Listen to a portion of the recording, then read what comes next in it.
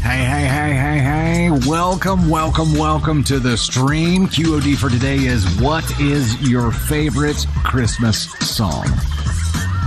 And artist for that song, I guess, because there are like the classic songs that 1,000 different artists do. So Candy Thunder, I think I know yours. It is Michael Bublé.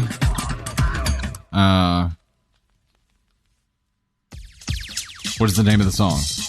Have yourself. I was like, wish yourself a merry. No, that's not how it goes. Yeah. Making a grilled cheese, double toasted, double buttered, Cooper. I like your style. Jamie, Grandma got ran over by a reindeer. We heard that the other day, and I was mentioning to Candy Thunder that song came out whenever like we were kids. I was probably 10-ish whenever that song came out, I think, and I remember it being a deal. Lady Stormfly, you like Jingle Bells? Heck yeah, Mrs. Alice. Good to see you there. Victoria, hello. Good to see you. Nona, thank you for the share. Pam K, let it snow. Good call. Fluffy Buddy, thank you so much for the share there. Lily Fox, Mistletoe and Holy. Frank Sinatra, hey, there you go. Still Jane, hey. Sue Becca, thank you for the share. Greatly appreciate that. Cup of Tea Daily, whoop. Right back at you. Shell, good evening. Candy CLKB with the share. Thank you so much there. Mrs. Alice, happy holidays to you as well. Elizabeth Tate Johnson, baby, it's cold outside. That's a damn good choice. True classic. Also, it made it into the movie Elf, right? So it's got to be really good. It's got to be good. Jennifer, Blue Christmas by Elvis. That's damn good, too. Mary, Carol of Bells. Oh, there's so many good freaking songs. So many. Grim, Chelsea Stevens, thank you so much for the shares there. Greatly appreciate it. Trend, thank you for the share there as well. Cooper, Ashley, Nicole, Boulis with the share. Simply Me with the share there as well. Pam K, thank you so much. Greatly appreciate it. We have some fun lined up for you today, including a very, very, very, very, very, very, very, very, very special treat. And I'm not talking about the infidelity update, the financial infidelity story update. That will be coming later on in the show. We have a very special guest with us today. We have Navy Thunder here. Navy Thunder is in the house today. And we have a first goal of 3K bolts. 3K bolts are going to get Candy Thunder and Navy Thunder up here to make an appearance. We don't know how long she's going to last today. But so far she's good. She's a busy bee. There is another update, Fluffy Buddy. Yeah, and Navy Thunder here. So I think financial infidelity update is it's unlocked with our second goal. So first goal is Candy Thunder and Navy Thunder. Second goal is financial infidelity update. So that it should happen within the first hour here for sure. Faux show. Yep, Combat Bear, you get to see her. Now, whether or not she's going to be acting cute whenever she gets up here is yet to be determined. She's had a good day, though. She's had a good day. We already got some gifts coming through here. Thank you guys so much, Fluffy Buddy, Donna D, Pam K, Luz, Cup of Tea Daily, Kristen Museum Girl, Mima, Mama B, Kristen again, Rebecca, Sharon Day Newton, Pam K, Vagina, Mama B, Honey Bear, Dark Skull Faye, Ryan Massey, Tony Spark, Angie, Laura Goff, Melissa Baker, Pam K, Lauren B, Mary, Letty Foray, Jennifer, Chelsea Stevens, La Boca Dragon, Karen Waters, Debbie Dies. There we go. Sorry. Janine Benham, thank you guys so much. Greatly appreciate it. Sarah Broom, see you there as well. Plutbug, I'm still not screwing it up. The Effulgent One. Jennifer, Debbie, Jill, Preston, Shit, Victoria, Piotr. Thank you guys so much. Greatly appreciate that. We're already eclipsing 1K, well on our way to getting Candy Thunder and Navy Thunder up here. Let's go ahead and start this off. Welcome to the stream. Coming up, we have stories about unfaithful spouses, blown college funds, bedroom disputes, mean teachers, awkward first dates, stolen fish tanks, an update to the financial infidelity story, spicy reward stories, and don't worry, we won't forget about the cake. And also, this little munchkin might be making a few appearances today because she just wandered over here. Pre-appearance, can you say hi? Say hi. She's going to give you some ASMR here. Bracelet on microphone. Can you say hi? Oh. Okay. Okay, run and see mommy. You'll get to come back up here in just a minute, okay? Okay? You get to come back up and say hi here in just a minute. We'll see. We'll see how this goes. We'll see how this goes today. High five. High five. Can you give me a high five? High five. She doesn't understand what's happening here. She doesn't understand. You're going to get to come hang out here in just a minute, okay? Okay, so yes, first goal of the day is the 3K bells to get Candy Thunder and Navy Thunder up here. Also, a huge thank you to everybody who participated in the Mission Protect the Cake live last week, and to everyone who has continued to donate. We have funded nearly 200 cake kits since starting last Wednesday. Mind blown. We had an initial goal of 100. You guys blew that out of the water with 170 on Wednesday alone. And since then, donations have continued to roll in. We're continuing to sell swag. We've probably eclipsed 200 at this point. It is wild. We greatly appreciate your support there. You can still get involved if you haven't yet at dusty-thunder.com. The homepage has in the hero section a link that will take you straight to the Mission Protect the Cake page where you can donate or shop swag or get more information on it.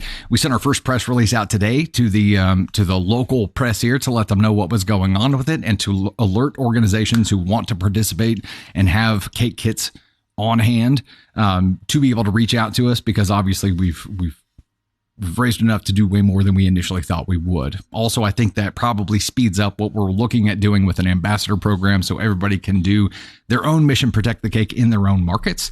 So look for news on that coming out here too. We're blown away. You guys are amazing. That's all there is to it. Hey, Piano Man parts 1 and 2 are out. I hope you've had a chance to listen to them by now. If you're into fiction, narration kind of things, part 3 is in the works. I'm about halfway through writing it now, so I've got a little ways to go, but stay tuned because I'll be hammering away at it over the next few days here. Don't forget to check out the YouTube channel. Episode 5 of Thunder and Spark will drop this Sunday at noon, as well as on Spotify and Apple Podcast and all the others. We have tons of great content on YouTube that you won't find on TikTok, so be sure to check it out. We post twice a day, every day there. At least twice a day. And don't forget about this. We have this going on. Where's my button? There it is. We have Wheel of Thunder going on actually 2 times today. We didn't get a chance to spin last week because we didn't do the VIP live. So we're actually going to spin for last week whenever Navy Thunder and Candy Thunder come up for their appearance after we hit that. Oh, the goal's already hit. So here momentarily, we'll be spinning the wheel for last week. At the end of today's stream in the VIP live, we'll spin it again. The top 10 gifters for today's stream, plus 2 new members of the Storm and 2 existing members of the Storm, will be on the wheel. And we'll have some really cool, different prizes this time. I'm getting my cue cards from Tony Spark over there already. El Producer Tony Spark. Another reminder today before we give thanks for this, set up a new goal, and then read our first story. No spoilers today, please. Y'all know the rules. You know, let's get some thanks in order for our lightning bolts. Get Candy Thunder and Navy Thunder up here. We'll spin the wheel, and then we'll read a story. How about them apples? Haunted Gal leading the board here by a mile. Jenny Sue, Pam K, Lady Stormfly, A.K. Marie, Sharon D. Newton, Courtney Lynn, Mama B, Prep Girl, Dylan Sprague, Crystal Gilmore, Tony Spark, Mama Silver, Melissa McCaskill, Debbie Dyes. We've got Joyful Stranger, Kelsey C, Candy Thunder. Candy Thunder, you had time to gift and chase this little munchkin around? She's multitasking here. Multitasking today. Little Gord, Mitzi Elbers, Piotr, Letty Foray, Chelsea Stevens, Cup of Tea Daily, Peekaboo, Vagina, Donna, 12661, Mima, Berlioz, Alondra Sings, Carla Beth, XOXO, Plush Bug, Crystal Museum Girl, Angie Holding, Snowman Collector, Fluffy Buddy, NB the G, Southern Princess, Teeny Mom, Effulgent One, R. Massey, Linda Montalvo, Armaniacal, and Sarah Bugog, and Chasing Butterflies. Thank you guys so much for helping us get there. The second one that we set up here, that I'm setting up momentarily, if Chrome will agree to change tabs with me, is going to unlock the financial infidelity update and confetti. And this one is going to be... If Navy Thunder could hear this music right now, she'd be dancing. Let me get the description changed here. Financial... I can't spell. Infidelity update and confetti. I still spelled it wrong.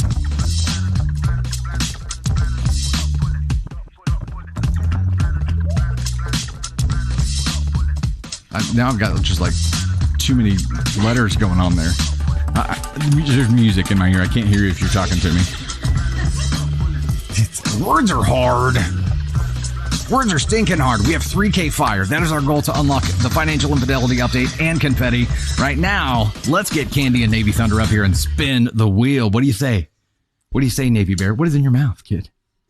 Oh, you got your bracelet in your mouth. Come on up, girls. Don't put it in there. You're going to spin the wheel. Can you say hi? Set it here. Hey, can Daddy hold you? No? Yeah, I thought so. I thought so. Okay, are you going to spin the wheel of thunder? Mama. Okay. You're doing group hugs? Mama. Mama. Group hugs. Ready? All right, ready? You're going to spin the wheel. How many times are we spinning it, Tony Spark? 2 times. Well, let's get a little more oomph on it, okay? Okay, ready? It's got to go all the way around. Ready? Here we go. 1, 2, 3. Oh, yeah. High five. Our first winner from last week's wheel is... Mama, you got to look at it.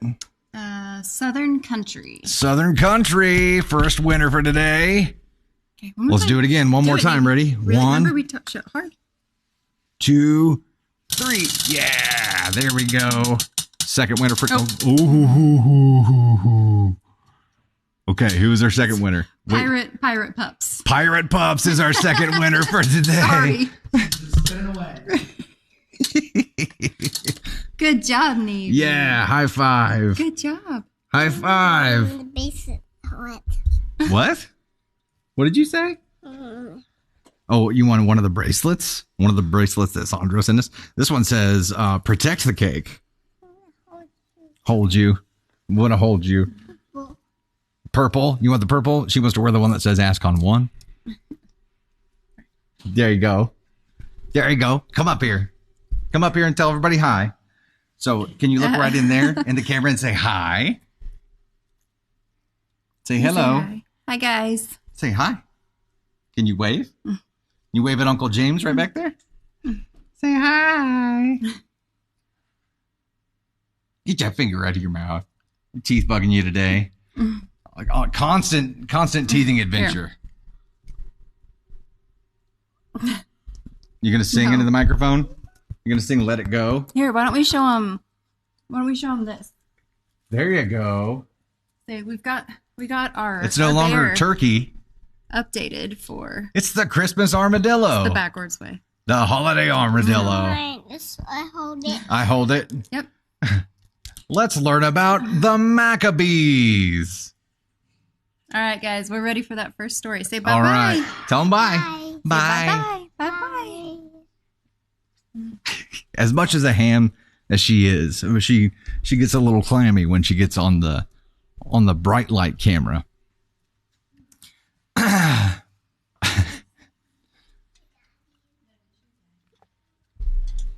Okay, we're going to go ahead and dive into our very first story for today. If I can get my dog to switch back for me here. It's being a little laggy on me, of course. Here we go. Okay. First story for the day is a follower submission. We did contact our followers who submitted stories that are being used today via email before the stream. So if you got an email and you're looking out for your story, you know what to do to claim your story if you want to. Title of this story is Am I the Astronaut for hiring professional intimacy providers? Never heard it stated that way. Hi, Dusty. I really enjoy your videos and the reasoning you use, and that's why I'm writing you this message. I'm too close to it, and I might not see it, but it's also more than private. I met my wife in 99. We had a rocky start and she ended up moving in with me in '02. We got legally married in '05 and religious marriage in '09 when our daughter was born. I love them both more than I could ever put into words. I literally went to the ends of the world to be able to provide for them. We left Europe and immigrated to Canada. I had to give up my dream career once in Canada and do whatever I could find instead. And our financial situation is now way better than it was back in Europe. A few years back, my wife was diagnosed with uterine fibromatosis and she lost her uterus to surgery. Dang. After that, our intimacy took a big hit, and about 5 years ago, she became mentally ill and had 3 episodes of psychosis. She is under treatment and more or less stable, but she hasn't touched me ever since her mental breakdown. Slowly, this started putting pressure on me, and a few years back, I started going to, let's call them professional intimacy providers. I still love my life. I still love my wife like the day we first kissed, but I could never force or coerce her, and she simply can't anymore. So I decided to borrow someone else when it becomes too distracting and then go back on with my life and take care of her and our daughter. I'm not looking for someone on the side, and this is why I decided to see professionals when needed. My question is, am I the astronaut for proceeding this way? If it helps, I did refuse to cheat on her multiple occasions before all this happened and we were in a good and healthy place. I want to take care of her, even if I was told to divorce her. What kind of man would I be if I did that now when she needs it most? How could I say I ever loved her if I would bail on her now? For better or worse, right? So, what do you think? Am I the astronaut? Okay. This is not a simple situation. This is not a simple situation. I think one thing that we're missing out on here, OP also has OP claimed their story in chat yet? Tony Spark, have you seen OP claim story in chat yet? Okay, no, not yet. So I think that I honestly think that the only way that this would be okay, I understand what you're saying. I understand your reasoning for feeling like you need to do what you're doing here. However, I feel like if this wasn't an agreement that you made with your wife that you were going to go this route and she was okay with this, then you're still hiding it, which means that it's still cheating. If this was an agreement that you guys made where she's like, I understand and I can't do that and I understand that this is something you need, you would have to have some kind of mutual understanding and agreement for this to be okay. And if you didn't have this conversation with her, if you didn't form some kind of agreement here where she was going to be okay with it, then you're doing it behind her back. And that's where this thing gets shitty, right? I mean, there are obvious other problems with it, but I think the reasoning that you're using here doesn't work if you didn't have the discussion with her and get her okay on this approach. If you had, it would be a different story, and you wouldn't be writing this story in because there would be no problem. But the fact that presumably you're doing this behind her back and not telling her about it means that it would still hurt her if she knew, right? And I think the only way to fix this now is to come clean about it. Try to develop the understanding about why you've done it up to this point, and either she's going to be okay with you going this route because she's going to understand, or she's not. But I think it's not simple, right? It's not simple. You guys have a lot going on. There's a lot of moving parts here. There are a lot of underlying factors here, but I think you have to have the conversation. And maybe you didn't want to put that additional pressure on her, but think about it this way. Having the conversation is going to be painful, right? And yes, that's going to suck for both of you, but how's she going to feel whenever she finds out what you've done to this point and not told her? That's going to be more painful than that initial conversation would have been. Hiding that is not going to make the pain go away. It just sweeps it under the rug. And it stays there, and it builds, and it builds, and it builds, and it builds, and it builds. And now it's going to be much worse. I truly think if you love your wife like you say you do, you've got to come clean here. You've got to explain your motives. You've got to beg for forgiveness, and you've got to try to come to some understanding moving forward. And that's it. It's not simple, but it's still cheating. Ask on one, Bobby Joe. Yeah, I mean, the fact that it's being hidden from her makes it just straight up cheating. And that's the hard part. I mean, it's not the hard part. It's the simple part. But it's complicated. I understand that it's complicated. But the simplicity of it is that you did this and hid it from her. And that's what makes it plain and simple cheating. I'm sorry. So, yeah, I really think that, yeah, I mean, the way that you've approached this to this point does make you the asshole. Yes. There are definitely things that you should have done differently. I understand what you're saying, but the fact that this is hidden from her makes it just wrong. So if we were going to assign an ASCON scale classification for you here, it would be...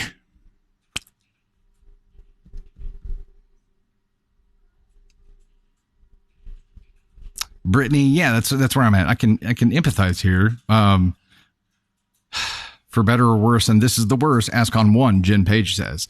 Yeah, I think there's a struggle here. There's a struggle in like from one, really it's between, it feels like 2 is the right answer for me here because I really don't feel like it's evil. I feel like the reasoning that he's got here, prevents it from becoming evil. It's still cheating, which is terrible, but it's not malicious here. There's almost this, I'm not going to say noble, but there's this reasoning behind it here. And where a lot of partners in this situation would have left their partner when it got that tough, OP was convinced not to, determined not to, and just had these needs fulfilled in different avenues, which again, I understand, but if you hide that from your partner, it's still wrong. So I'm going to go with 2 here because this is you definitely shouldn't have done that. And the definitely shouldn't have done that isn't just the cheating part. It is even more importantly, not communicating with your partner about it. And I understand that's difficult to do in her current state, but you still have to do it. Otherwise you're hiding it from her. Danielle. Yeah, this is Kobayashi Maru, right? So Danielle says, what's worse, cheating on her or leaving her when she's sick? What is worse? Cheating on her or leaving her when she's sick? I mean, obviously, you in a perfect world would do neither. And just I think it is possible to just mentally like turn off those needs, right? And to not have to have that thing and just be there for your wife. Eventually, there would probably be some kind of resentment or something built up. But I think they're equally shitty. Equally shitty things to do, leaving her while she's sick. Life in your life as a couple and with her as an individual, it would probably be more catastrophic for you to leave her while she was sick. They're both catastrophic, though. And you don't have to do either of them. And that's what it comes down to here. You don't have to do either. Navy Thunder agrees, right? She's back there. She agrees. Her favorite phrase right now is, what you doing? Every 30 seconds. She knows exactly what you're doing. Just, yeah, what you doing? What you doing? Princess Heather, I feel it's a cop-out that he needs to say he needs it. And even if he does, the fact that it wasn't communicated and agreed upon makes it a problem.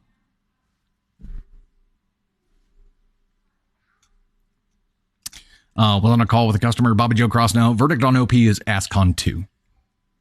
Definitely shouldn't have done it. I don't feel like it's evil, malicious. I feel like there is the logic that's being used here is clouded, and it's clouded by what OP perceives to be what's the word I'm looking for? Gallant. I think it's clouded by what seems to be the right thing for her, but at the end of the day, it's just not communicated, so it's wrong. So, ASCON 2. ASCON 2. 2133, a 3K on our fire goal right now, which is going to unlock the financial infidelity update in confetti. Just a reminder there. E-Steel, subscribe for the very first time. Welcome to that gosh heckin' fam. Glad to have you here. We're at 611 of 625 right now, which is nuts. Fane, Ashley Page, Macy, BC with the first gift of the Heart Me. Thank you so much for that. Gene E-Steel, Paranormal Gal with 238 fires coming through there. Thank you so much for that. Jocelyn Ann Fane, Southern Country, Melissa B, Southern Country again. Which, by the way, congrats on being a Wheel of Thunder winner earlier.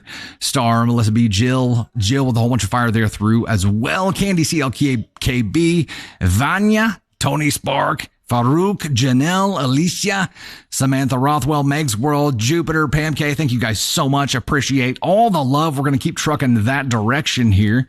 Doing all right there, Mama? Looking for the flabbit? I don't think we've explained this to everyone yet. Navy Thunder calls her tablet her flabbit. So she'll say something like, "Where's my flabbit? You got your flabbit?" She says, yes. Yes. Lana, thank you so much. Mava, glad to have you here. Yeah, she is. She's a ham. Sierra, thank you for the 300 likes. Greatly appreciate that. Amanda with the follow. Thank you so much for that. Greatly appreciate it.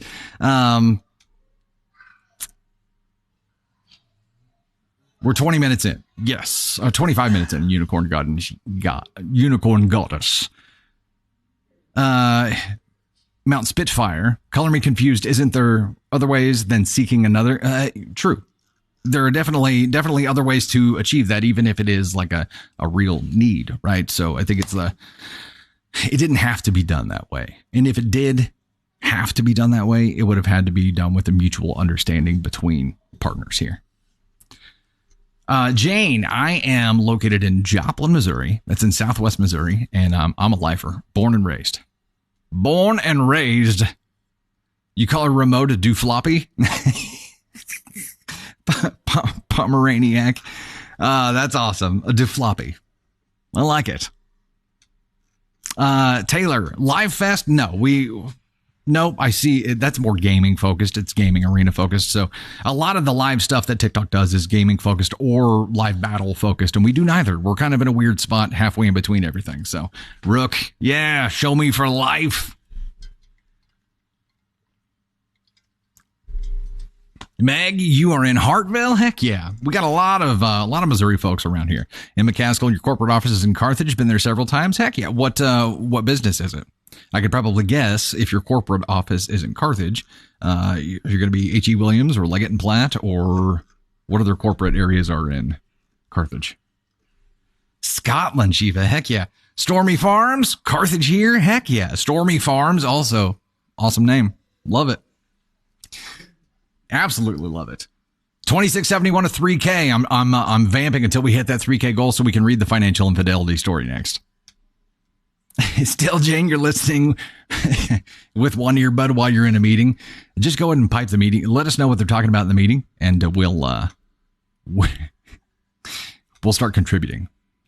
Super Crazy Karens, Tanya D, Numbers 2319 with the Live Fest clappers. Thank you so much for that. Greatly appreciate it. Honey Bear, Gene, Piotr, TLS, Macy BC, Tipsy Hachi, Piotr, Aging Gracefully, Belinda Small. Thank you guys so much. E Steel, Gene, Aging Gracefully again, Samantha Rothwell, Plotbug, Lisa, Mary. Thank you guys so much. Henrietta Nilsine, Ellen. Heck yeah. Ellen also shot you a Facebook message. I don't think you've seen it yet, but I need you to look at it at some point. Kelsey, Becky Poirier, Jarby, TLS, Tegan. Thank you guys so much. Miss Aline, see you there as well. Melissa B, Natalie Ford, Sally, Angie, Tanya D, Super Crazy Karens. Thank you guys so much. 2940, we're almost there. Almost there. Caitlin in Nashville. Heck yeah. So I've got a sister who lives in Knoxville. Oh, wow. Jesse, Berlin, Germany, and you have snow. I bet it's beautiful. I bet it's absolutely beautiful there. We got there. Fire goal achieved. We're going to read that financial infidelity update story next. Let's go ahead and give some thanks for this. Haunted Gal leading the board by a mile again here.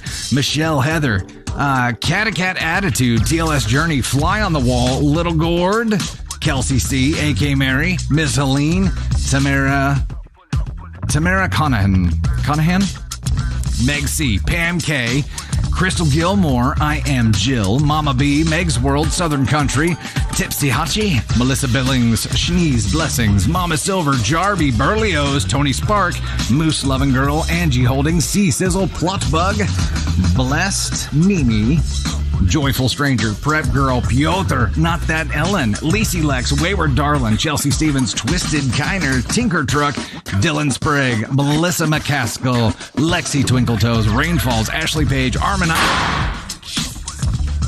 Duck and cover!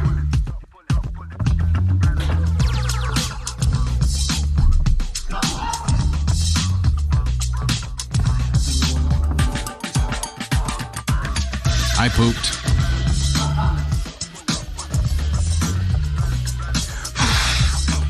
Let me try to regain my place here.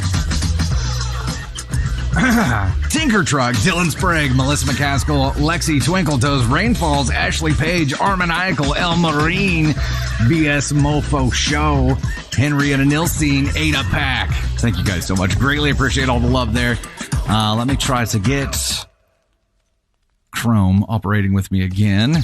Okay, this is going to get a cake story and a Tony appearance. Tony Spock.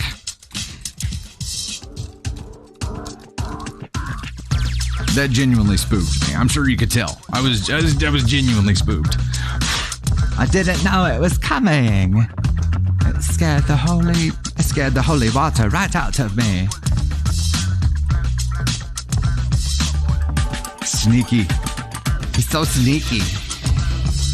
It's because I was like super engaged in reading names here, and I was like, damn, I'm doing a really good job, and then all of a sudden, boom. Oh, I know. Merci beaucoup. Le service compris. Okay, we have a goal of 500 donuts to get a cake story and Tony Spark up here. So that'll be the next thing we're going after here. And we're going to go ahead and skip down to the financial infidelity update. All right, it says here that the first chunk of this is a recap. So don't freak out if you haven't heard this story yet to this point. Got all the confetti out? All good? Thanks, bro. Appreciate it. Your normal confetti handler. Yeah, my normal confetti hair handler, Candy Thunder, is over there sitting with Navy Thunder and her flabbit. And her planet. All right, here we go. This is an update for the financial infidelity story. Hi, everyone. Not sure if anyone remembers, as it's been a few months since my last update, but I originally posted earlier this year about my husband, Joe, accusing me of financial infidelity because I had spent some of my own fun money / savings within our agreed upon personal spending limits on a gaming PC and home office setup, which then devolved into him unfairly accusing me of slacking on my personal appearance. Words are hard, which then devolved into him unfairly accusing me of slacking on my personal appearance, career, and housework. And soon it came out that he'd been having an affair with a coworker, Amy, who had become pregnant. We separated right after that. He moved out and in with her. Prior chapters in the story are available on my profile if anyone wants to read from the beginning. Or we have videos on them. It's spicy and it's good. And apologies in advance. The next update below is quite long. Hey, yo. Last time I updated, we had thankfully quickly agreed on a divorce settlement that allowed me to protect my most important assets, and I had just met with his mistress, Amy, at her request, at which time it was made clear that he had lied to her about numerous circumstances, such as that our home belonged to him. It did not. I inherited it from my grandmother. That I was an underemployed high school dropout drug addict. I'm not. I have a master's degree and a high-paying tech job. That we'd been separated in spirit for years. Also not true. I didn't know anything until he blurted out the news about his affair over the summer, and that he had a vasectomy. He did not. We talked about it, but he decided not to despite us, him in particular, not wanting kids. I told her the truth and even provided as much evidence as I had on me, but she didn't seem to believe me and went on home to Joe. I know quite a few people have been reaching out for more news, but I wanted to wait until my divorce was finalized to avoid risking any complications, and also just thought it best to let things settle for a bit. The good news is, I'm now divorced. Woo! Congrats, OP! The final decree came through a few weeks ago. It actually all went very smoothly. I'm eternally grateful to live in a mutual consent divorce state that allows divorcing couples to proceed quickly if they can come to an agreement on finances and property. On the Joe/Amy front, after my last post, all was quiet for a couple of weeks until Amy, her due date quickly approaching, reached out again to ask if I'd given any thoughts to her offer to pay me $17,000 to vacate the house quickly so that she and Joe could move in. Again, this is the house I inherited that I own free and clear, but Joe told her that he owns it and that he was just giving me time to get my finances together before evicting me. She still believes it. She's still like, yeah. No, that's still not your house. But Joe, how long you going to keep this going, bro? At this point, I decided to package up a lot more evidence of Joe's lies to send on to Amy. I sent her I sent her a copy of the deed and property tax records showing the house is in my name only. Ooh, what's she gonna do now, Joe? Oh, those are fake news. Those are fake news documents there. I sent her copies of my diplomas to prove I'm not a high school dropout. I sent her some info on various professional associations I am involved in and awards I have won to show I actually do have a senior level job and I'm not underemployed, as well as proof of my income. I sent her copies of all my drug test results for over the past 5 years. I have a drug-free workplace and have to test 2 to 3 times a year to show that I'm not an addict. I sent her time-stamped photos and text exchanges that show that Joe was still having a romantic relationship with me until July of this year. Nothing salacious, just photos of us showing G-rated affection, exchanging loving words over text, etc. I even found a text exchange from a couple years ago when we last discussed him potentially getting a vasectomy, with his final decision not to proceed with one. A couple days later, she responded. She believed me. Well, all you had to do was put together a whole freaking dossier with hundreds of documents with like timestamps and copies of actual legal documents for her to finally be like, oh, wow, this person isn't full of shit. However, in the end, it didn't matter as Joe convinced her he had lied for very good reasons. The way they both tell the story, they met at work and were incredibly drawn to each other in a way that felt inevitable. However, due to Joe being married, he felt that if Amy knew he was, to that point, happily married, she would either turn away from him and miss out on the love of a lifetime, or she would go ahead with an affair but be consumed with guilt. So to avoid either of these outcomes, and especially to save Amy from guilt, Joe decided to create an alternative narrative in which he was in a marriage that had ended for all intents and purposes years ago, in all ways but legally, because I was an uneducated addict who kept relapsing and couldn't get my life together. That was how she could have... That was... Let's try this sentence again, by God. Oh, wow. Tony Sparks said, is the CD scratched or something?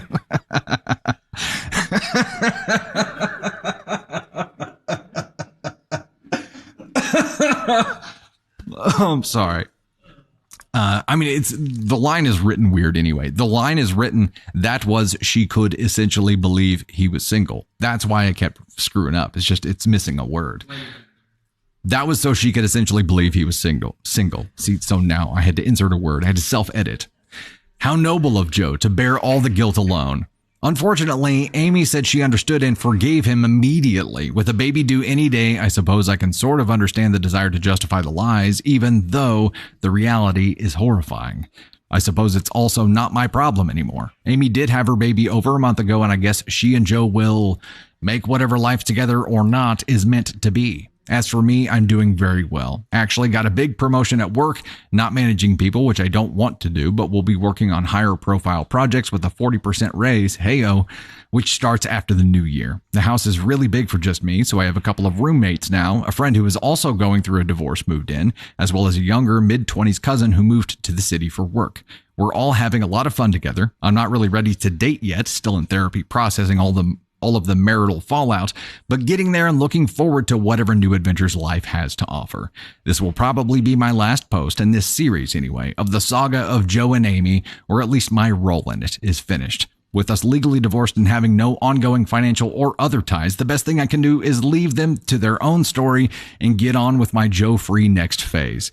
Thank you all for listening to my story for much of 2023. I do truly appreciate all the support and helpful advice I received along the way.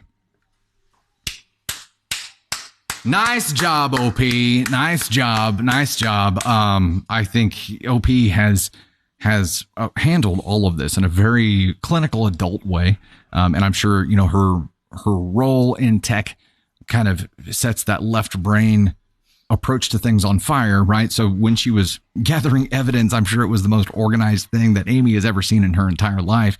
The unfortunate part here is that the lag between sending the dossier full of evidence and when all of this broke the first time is that Joe had plenty of time to come up with a narrative for why he had lied. He had time to come up with a backup plan, a backup narrative to the narrative that he spun in the first place.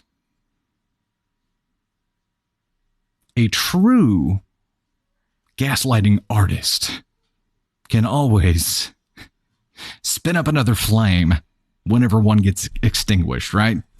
So, my goodness. Yeah, the hard part here is that Amy is going to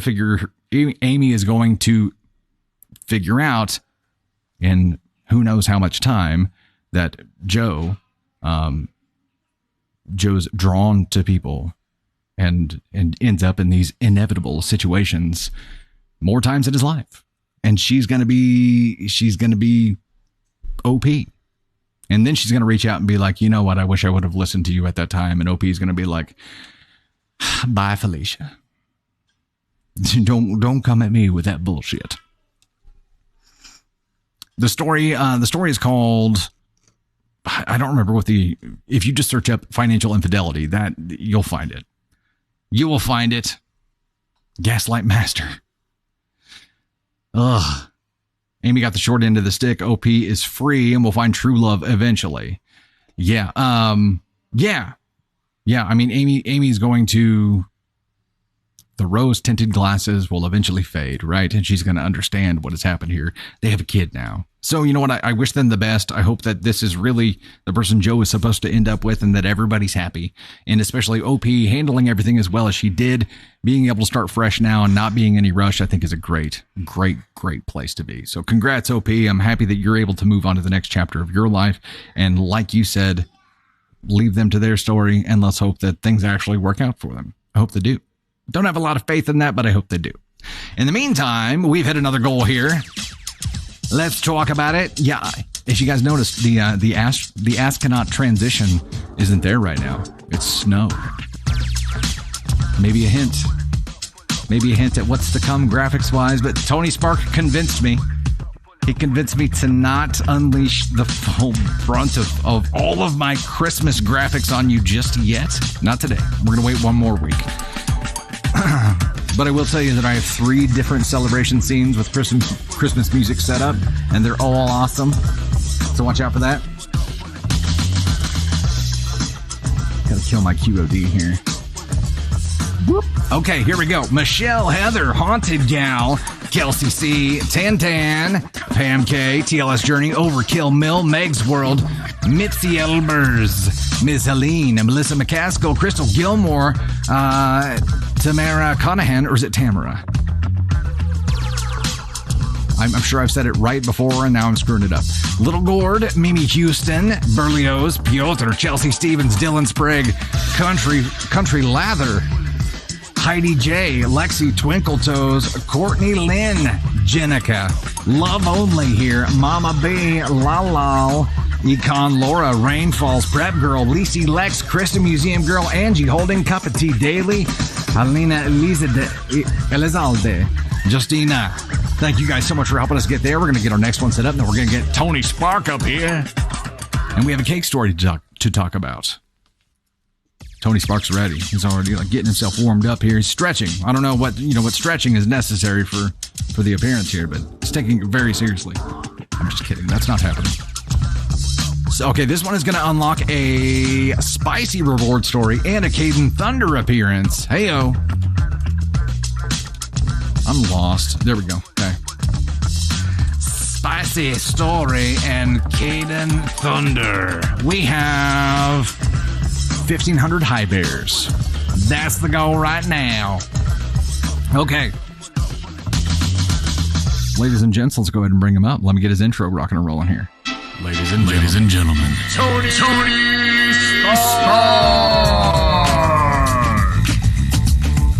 Oh my God, it's Tony Spark. Let me just say that the 2-year-old was less affected by the confetti cannon than Dusty was.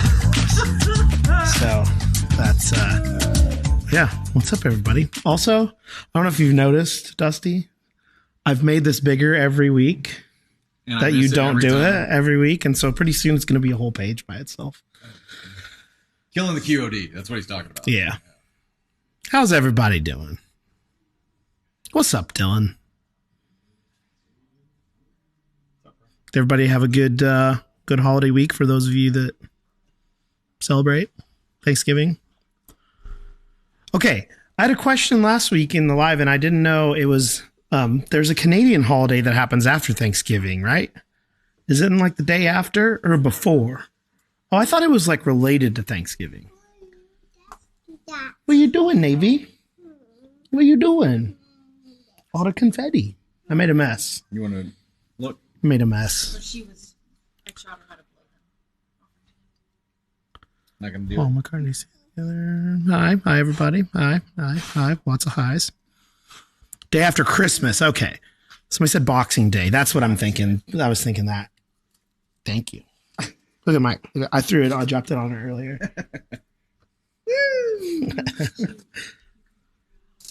Hey, Mary. Yes, Ted had a good Thanksgiving holiday. It was a long 4 days or 5 days or 4 months. The week of Thanksgiving was the longest month of my life. So it was, it was fun.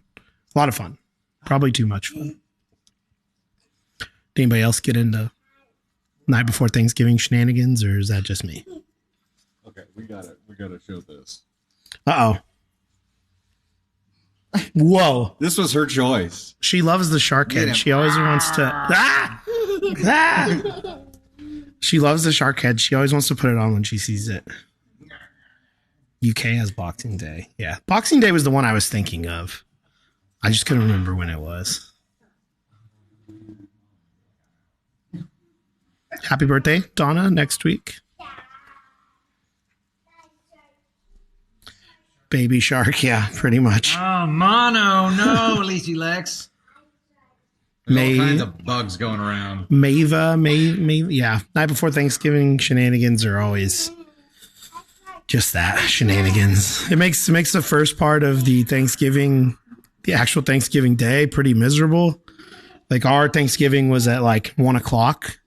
So I couldn't just lay in bed all day. I had to cook and do all that with maybe a slight headache a little bit. But it was all good. By the end of the day, it was all good.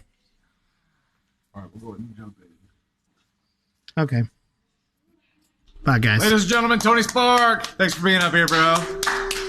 And for enduring the shark attack. Yeah, enduring the shark attack. As she was walking away, she said she was Maui. Shark head. Which is fantastic because, she's just, heck yeah. She's living up this shark head thing. Like it's like bingo with a onesie. She becomes one with the onesie. She's become one with this shark head thing. So this may be a new thing for her. That's fantastic. Freaking love it.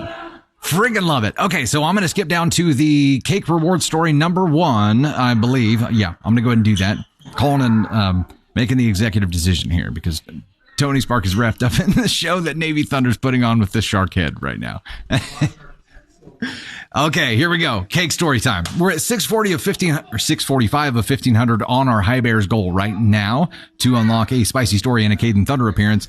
Crystal, Tiasha H, Silver, Janice, Princess Warwick, LQ, Paranormal Gal, Mimi Houston, Connie, Princess Warwick again, Mimi, M. McCaskill, Ms. Fiery Repic.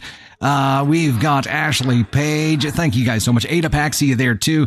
Twinkle Sass, thank you guys so much for the love. Greatly appreciate it. How many cake hits last week? We hit 170 with a goal of 100 on Wednesday alone. And now I believe we're at or past 200. Wild. Absolutely wild. We're rocking and rolling with it, man. You guys just crushed it. Okay, here we go. This is cake reward story number 1, and it is a follower submission titled, Am I the Astronaut for Swallowing My Engagement Ring? Oh no. Let's hope it was a small stone. Hey Dusty, big fan. I got problems. My boyfriend, let's call him Tom, and I have been together for just under a year. He's a good boyfriend, but he doesn't really strike me as the husband type. I enjoyed hanging out with Tom and spending time with him, but the thought of marrying him makes me want to backflip into quicksand. Oh, backflip into quicksand. I'm liking that. Never heard it. I'm going to use it. I know that I should have probably communicated this sooner or ended the relationship, but change and confrontation makes me incredibly anxious, and so I just stayed with Tom. He wasn't mean or abusive, just not the man I wanted to marry. A few days ago, Tom took me out to dinner for a date. We went to this nice little restaurant about an hour away from where we live. We live together in an apartment, split rent, and the food was great. I was honestly having a pretty good night. And the shark is just running rampant over there, isn't she? She's having a blast. If you all are okay with it, I think it's adorable as hell. I say let the shark run. Let the shark eat. And she's attacked everybody already. The burger I got was great, and afterwards, Tom asked our waitress for dessert. I was strongly against this because I felt like if I ate any more, I would collapse. But Tom insisted, and so we ordered a couple slices of devil's food cake, the special of the night. Tom seemed super excited to get the cake, which I thought was strange since we almost never get dessert. He kept saying this cake was the best thing he'd ever had and couldn't wait for me to try it. After about 10 minutes, the cake still wasn't out, and Tom excused himself to quickly use the restroom. He told me explicitly to not eat the cake until he got back if it came out because he wanted to see me try it. I was just weirded out at this point, but I was rolling with it. Well, the cake came out and Tom was right. It did look pretty good. I ended up scooping up a bit and taking a bite and ended up choking on something. You didn't follow instructions, OP. Tom comes back out and his mood switches from ecstatic to, I just saw the ghost of Christmas past, real fast. He seemed more concerned with me taking a bite of cake than choking. Okay, Tom gets a red flag for that one. I ended up taking a drink of water and washing it down. Tom's freaking out. The whole restaurant is looking at us, customers and workers. Tom grabs my slice of cake and examines it a little, then breaks the news to me. He had the restaurant place an engagement ring inside the cake. That's what I choked on. That's what I just swallowed. That's why he was yelling at me. I just royally fudged up. I started laughing nervously and Tom got down on one knee and grabbed my hand. I think he took the laughing as a good sign, but my mind was just spinning too fast to control my emotions. He asked me to marry him, and I just sat there, nonverbal, dumbfounded. Everyone was looking at us. I felt horrific. So I said yes. Everyone cheered. Tom let out a sigh of relief, and then we cleaned up our mess and left a good tip for the restaurant. Once we got back to the car, I started crying and tried to explain to Tom how I felt. I did not want to marry him. I was nervous and under pressure. He lost it on me. He was so furious and embarrassed, and I felt so bad. He wasn't a bad guy, and he tried so hard, and I swallowed his ring, but I just can't go forward with it. He isn't the man I want to marry. He seemed to calm down as we got closer to the house, but he was understandably still upset. We got back to the apartment and spent the night in awkward silence. He packed a bag and left to go stay somewhere else the next morning. Meanwhile, I'm still waiting for that engagement ring to make its next surprise appearance.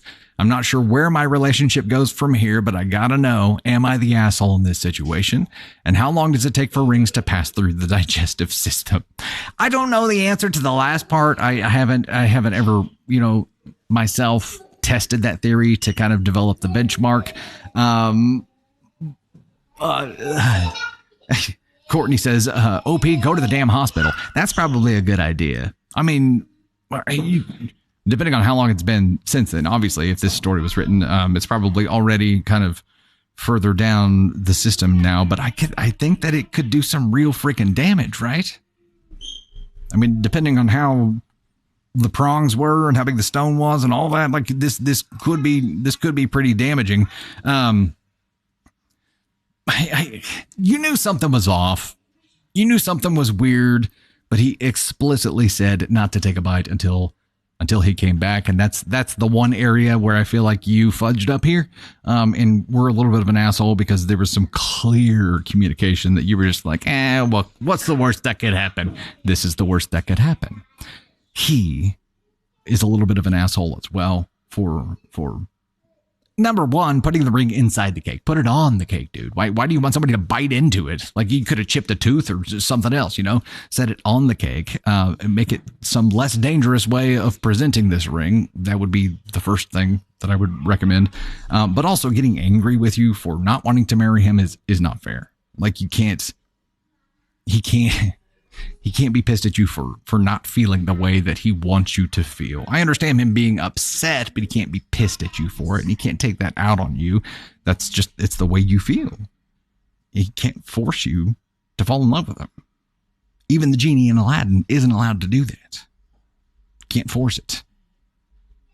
At this point, I'd say it would be very surprising to me if your relationship continued moving forward, because his idea of of end game here is obviously getting married, and yours is not, at least not to him. So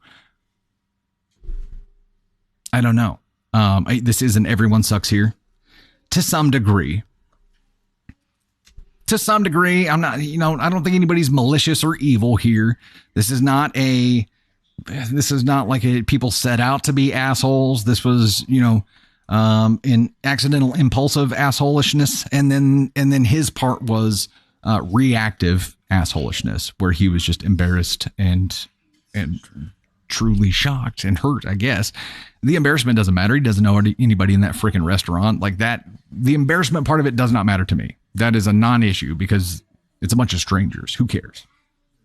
It is him really lashing out because to him, that's probably you telling him that you don't love him.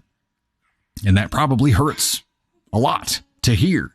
But he can't be mad at you for how you feel. It's not fair. It's not fair. Everybody sucks here. I think that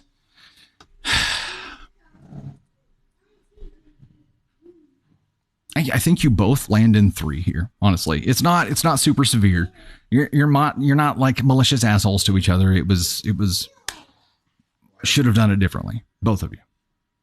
You shouldn't have taken a bite into the cake that he explicitly told you not to. He shouldn't have lost it on you for saying yes when you didn't mean yes or didn't want to say yes. You were pressured into that. If you had said no in front of everybody, he would have been more embarrassed than if you had done it the way that you did it. So you actually softened that blow, I feel like.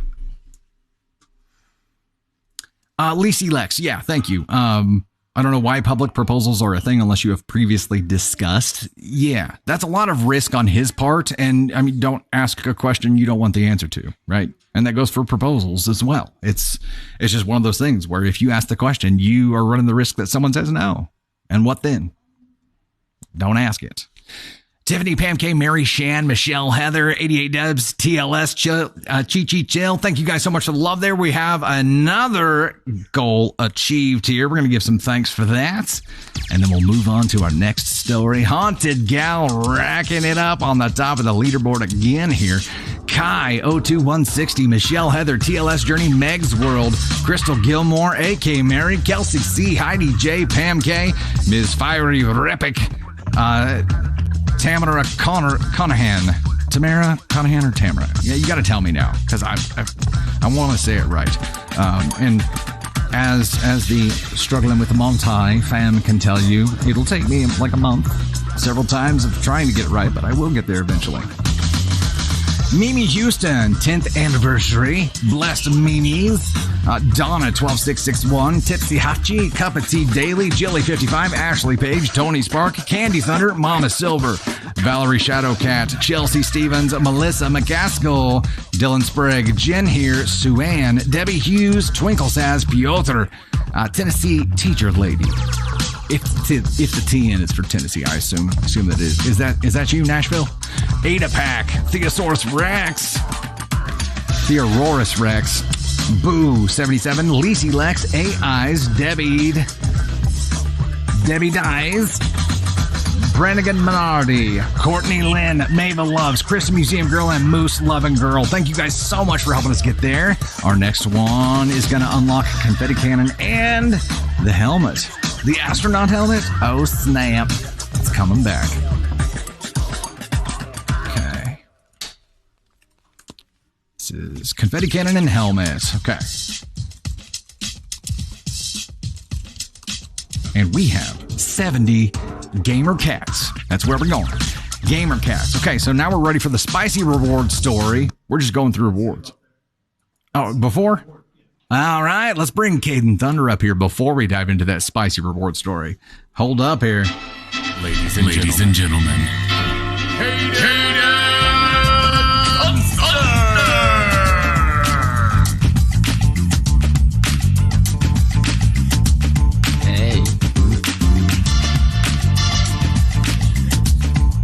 My favorite Christmas song is That's You, Santa Claus by Louis Armstrong. Listen to it immediately. The Dusty Thunder cover. After the stream. Or in the background while the stream is still streaming. Figure it out. Find a way. You got this. I mean that sincerely with love. Yeah, go ahead and show it off. I'm repping my beans bracelet right now. Yeah, he's rocking beans. I'm rocking my Dusty Thunder one, and Sandra Robinson actually sent friendship bracelets for all of us here, which was really stinking cool. Absolutely. And can make more. And if that's something you're interested in, srobinsoncap@yahoo.com is how you would get in touch with her. There's a shark. There's a shark. We think they're super cool. Thank you so much, Sandra, for sending those. I've worn it for like a week straight. Thank you. Hey-o. Super cool. It's a shark. You gonna get Big Bubba? We do need a beans emoji. It's a shark attack. You're gonna get Uncle James.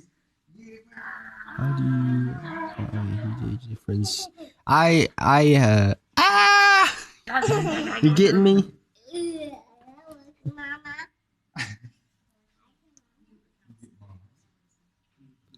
How are you guys doing? Catch me up on your lives. Let me know what's going on.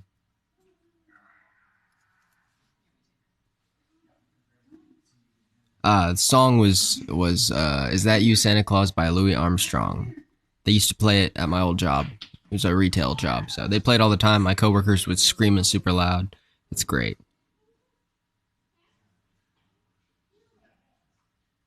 Favorite Christmas movie?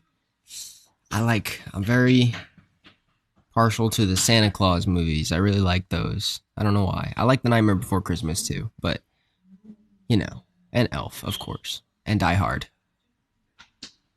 I was gonna say Die Hard.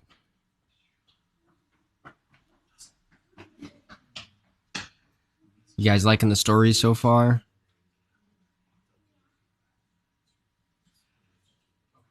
That last one was something. Yeah, Die Hard. It's a Christmas movie. It is a Christmas movie? It is, yeah. I believe so, too. Yeah. Bruce Willis said it wasn't. Really? Mm-hmm. He's wrong. He's wrong. He's wrong. I haven't watched that on Disney Plus yet. No, I have not. I've been watching Loki. I'm caught up on Loki. What is the Disney Plus? Santa Clauses. Oh, yeah, I haven't seen that yet either. Have not watched it. I guess Iron Man 3 is a Christmas movie too. Ellen says no, it's not. It is. Totally. It's a Christmas party in the movie, right? That's a Christmas movie. Yeah. Yep. I know Bruce said it wasn't, but Bruce is wrong. Yeah. Love Bruce. Hey, Michelle, thank you for the here we go. Heck yeah. Absolutely. Christmas Vacation, yeah. Christmas Vacation is really good. Home Great Alone. movie. Home Alone, yeah. Home Alone. And Home Alone 2. I actually like Home Alone 2 more. A Christmas Story? Yeah. Oh. I'll shoot your eye out. Or you'll shoot your eye out. Not I won't. I won't do it. That was threatening. Nah, my bad. I'm not going to shoot anyone's eye out. Oh, man. Just a little oops. Muppets. Car Hub says name a car for an edit. Name a car? Audi RS6 Avant. Yeah. Chevy Sonic 2013. Okay, I'm going to go ahead and dive into a story here. Right. Ladies and gentlemen, Caden Thunder. He's getting very specific there. Very specific. Okay, we're going to dive into our spicy reward story. We're already getting close on our Gamer Cats here, so we're rocking and rolling here. That's Ford Pinto, 1979. There you go. Cooper, thanks for the likes, bro. Appreciate it. Greatly appreciated. Preferred looking at the Audi R8. The RS6 Avant, man, is a wagon. It's a station wagon, but it's a beast. I like the sleepers. And it's a sleeper. Like it looks unassuming, right? But it is an absolute beast. Okay, here we go. Spicy reward story. This is from the AITAH subreddit, and it's titled, Am I the Astronaut for Getting Mad at My Wife After Discovering That She Had Sabotaged a Former Relationship of Mine So She Could Be With Me? Oh, she's the mastermind. I'm 34 male, married to a 31 female, and we've been married for 3 years and have dated for a year before that. We have a 2-year-old and she is pregnant with our second. Everything about our lives is absolutely perfect. She is the love of my life, but I found out today something that is really messing with me. My wife and I worked together for the same large company. We were nothing but acquaintances for the longest time. She was just that pretty girl at work who seemed a bit stuck up. We hardly ever talked, and I didn't think she knew my name at all. We were in the same office and We were in the same office dodgeball league for a summer, but that was it.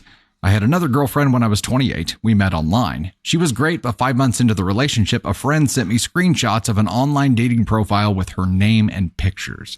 I confronted her, and she vehemently denied it all. Is it vehemently? Is that what you said? Vehemently? Vehemently?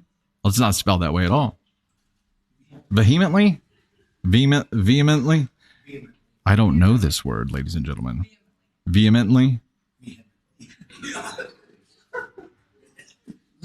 How about this? I confronted her and she strongly denied it all. I'm sorry. Vehemently. Is it just vehemently? Vehemently. She vitamined it up right up. She She vicariously vitamined it up. I confronted her and she vehemently. I just can't do it. I just can't freaking say the word. I'm sorry.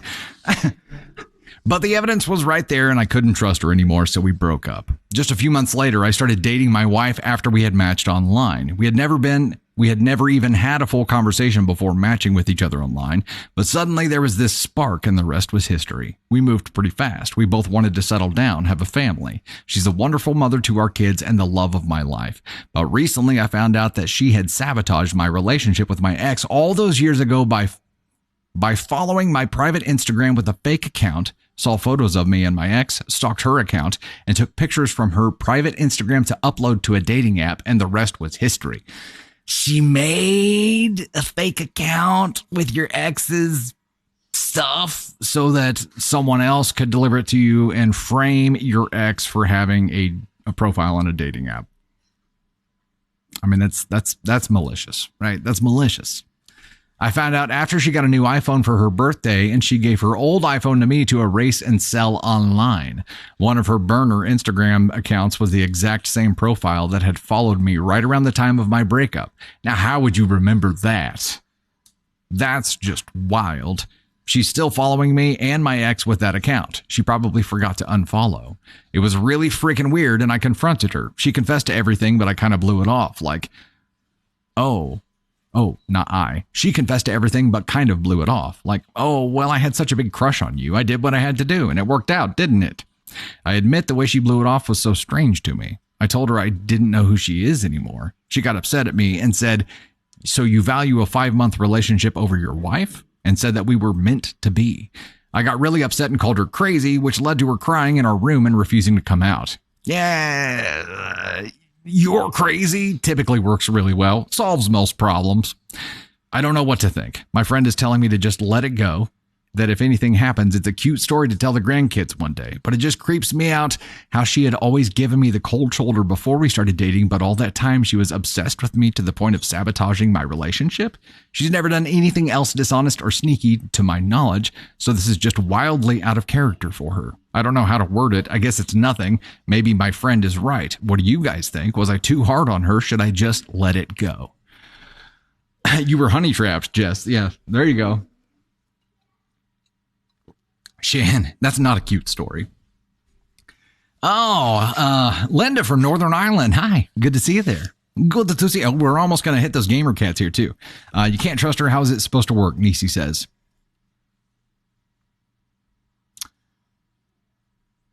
Paranormal gal.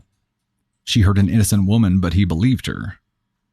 Crystal, what was the name of the story? It was... Am I the astronaut for getting mad at my wife after discovering that she had sabotaged a former relationship of mine so she could be with me? I mean, the question is, am I the astronaut for getting mad at my wife? So you cannot be an asshole for feeling that. What you do with it can obviously make you an asshole for it. But no, I don't think you're an asshole for having a problem with this, because now your entire relationship was built on a lie, right? Now, unfortunately, I think this is probably way more common than we think it is. We're in today's age. It's easier to spoof that kind of thing, and people probably play the mastermind game. I do think there's one unfair observation on OP's part here, where he said that his wife was the really pretty stuck-up girl in the office.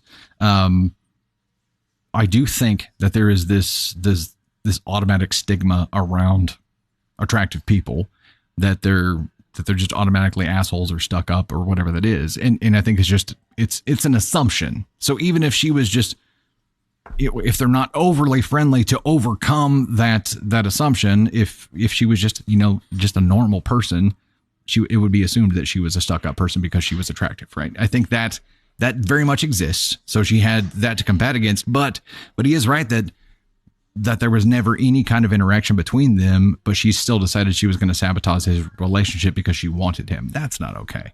The fact that she's capable of doing something like that creates all kinds of question marks around the rest of your life. Like, next time you guys disagree, next time something happens, what is she willing to do? What lengths is she willing to go to? It creates more of a character question for me about who did you marry? Now it is, I don't know how to approach it going from there. How do you move forward from this? Obviously you have 2 kids together now, or one and one on the way. So I think this is a counseling issue. I think this is can we truly move forward from this? Is this something that is going to cast a shadow on all of our entire future? Because I truly don't know what she's capable of now. I've seen this. I know she's capable of at least this. So what else has happened? Is there anything else that she's gone to great lengths to disguise or to hide, or what? It just brings up so many questions and puts trust in question. And that is the worst part here. It has shaken trust. And that is lighting the fuse on a relationship, right? Lighting a fuse. Get the kids into therapy. One of their kids is 2 and one is on the way. So they probably don't know anything that's going on here. Nisi, thank you for being so quick on the mod button there. Greatly appreciate it. Lexi says we all do stupid things when we're young. They've been married for 3 years and they dated for a year before that. So 4 years. So she would have been 27. I feel like it's old enough to know better. 27 should be old enough to know better, right? Joe from You Cookie. Yeah. I do think she's old enough to know better. I think it's a counseling thing. I think it would be, let's go to counseling. Let's try to see if we can work past this. But just know that now that I know that you're capable of that kind of thing, it's going to raise a lot of questions that otherwise would not have been there for the rest of our lives. And if you're okay with those questions arising and answering them whenever they come up, then I'm okay with proceeding in our relationship. If counseling was successful there. Wayward, yeah, it sets a precedent for trust. It's rough. We all do some shady things to get what you want, whether you think so or not. I don't know. I don't know. I don't know about that. NTA for getting mad. NTA for having an issue with it. I'm more focused on how you recover from it. Hey, we hit the Gamer Cats. Let's talk about that for a second here. Holy moly. Haunted Gal. Man, just getting after it today. Thank you so much. TLS Journey, Michelle, Heather, Crystal Gilmore, Kelsey C, Meg's World. I'm sorry. I got to start over here. I'm supposed to be doing this with a helmet on. Un momento.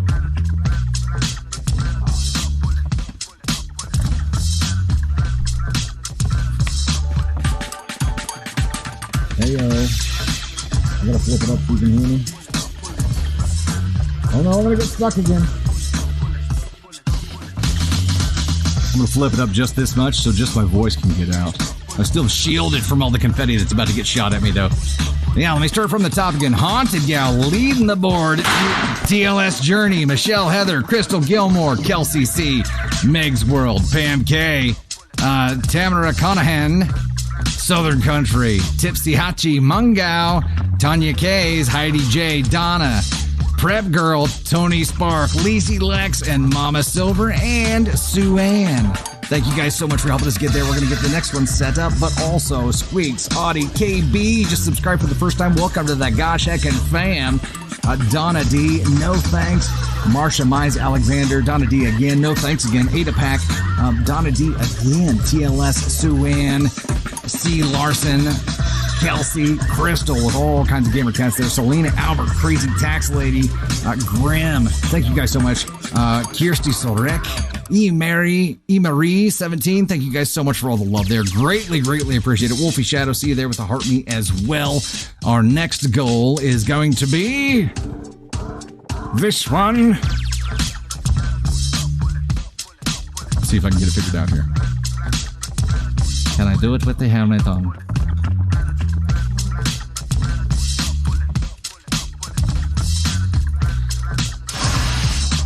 Blow all the confetti away with the helmet on. It's a little more complicated. We're going to unlock a cake story with this next one. And it is 500 donuts. There we go. Oh, what is this here? Meg's World. What was the announcement by Meg's World? Hey, Mini Max, happy birthday. Hey, that's right, Francis. I'm shielded from the confetti. Oh, Meg's World had some kind of announcement. She's getting congratulations from everybody. I just can't find it. Whoa. Oh, heck yeah, your sister-in-law's water just broke. Heck yeah, you get to welcome a new baby into the world here soon. It's just not the same with the helmet on there.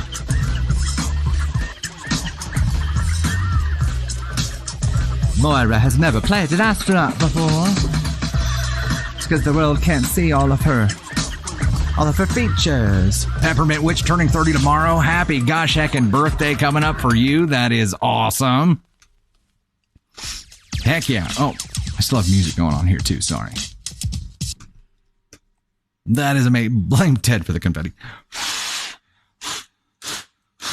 He's also the one who typically vacuums it all up too.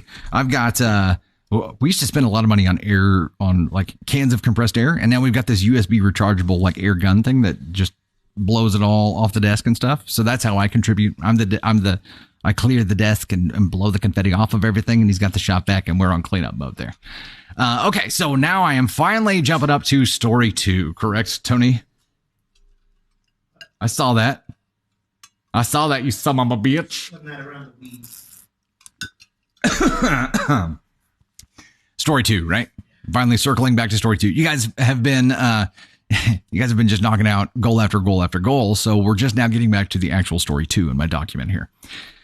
This is from the AITAH subreddit and is titled, "Am I the astronaut for sacrificing my daughter's college fund because her sister just gave birth to her 4th child? Oh, damn. My 48 female, older daughter, 24 female, gave birth to her 4th child 6 months ago. She used to work as a dishwasher, but due to health issues stemming from her 2nd child, chronic back pain, and then her 3rd child, after effects of broken tailbone and more chronic pain that made standing and moving around hard, she can no longer work. She tried her best getting an office temp job, but after about a week, the woman supervising her said this isn't working out. She was a very uptight woman who claims just because always took her 3 days max to train everybody else to the data entry work that she can't just be a good person and accommodate slower learners. That woman likely caused her to get a bad reputation at the temp agency and she didn't get hired elsewhere. My daughter's boyfriend, 28 male, works at Walmart. He had much more hours when she was pregnant, but since then his hours have ebbed and flowed. He said he will take a day in the future to look for jobs, but it's the holidays and he's busy with family. I feel a lot of empathy for my daughter and her boyfriend, and I wish I could help them out more, but I myself am a single mom working for a nursing home where I struggle to get full-time hours, and my ex ran up a lot of debt in both of our names and is now living in another country. Oh, damn. Here, my parting gift is a whole lot of debt.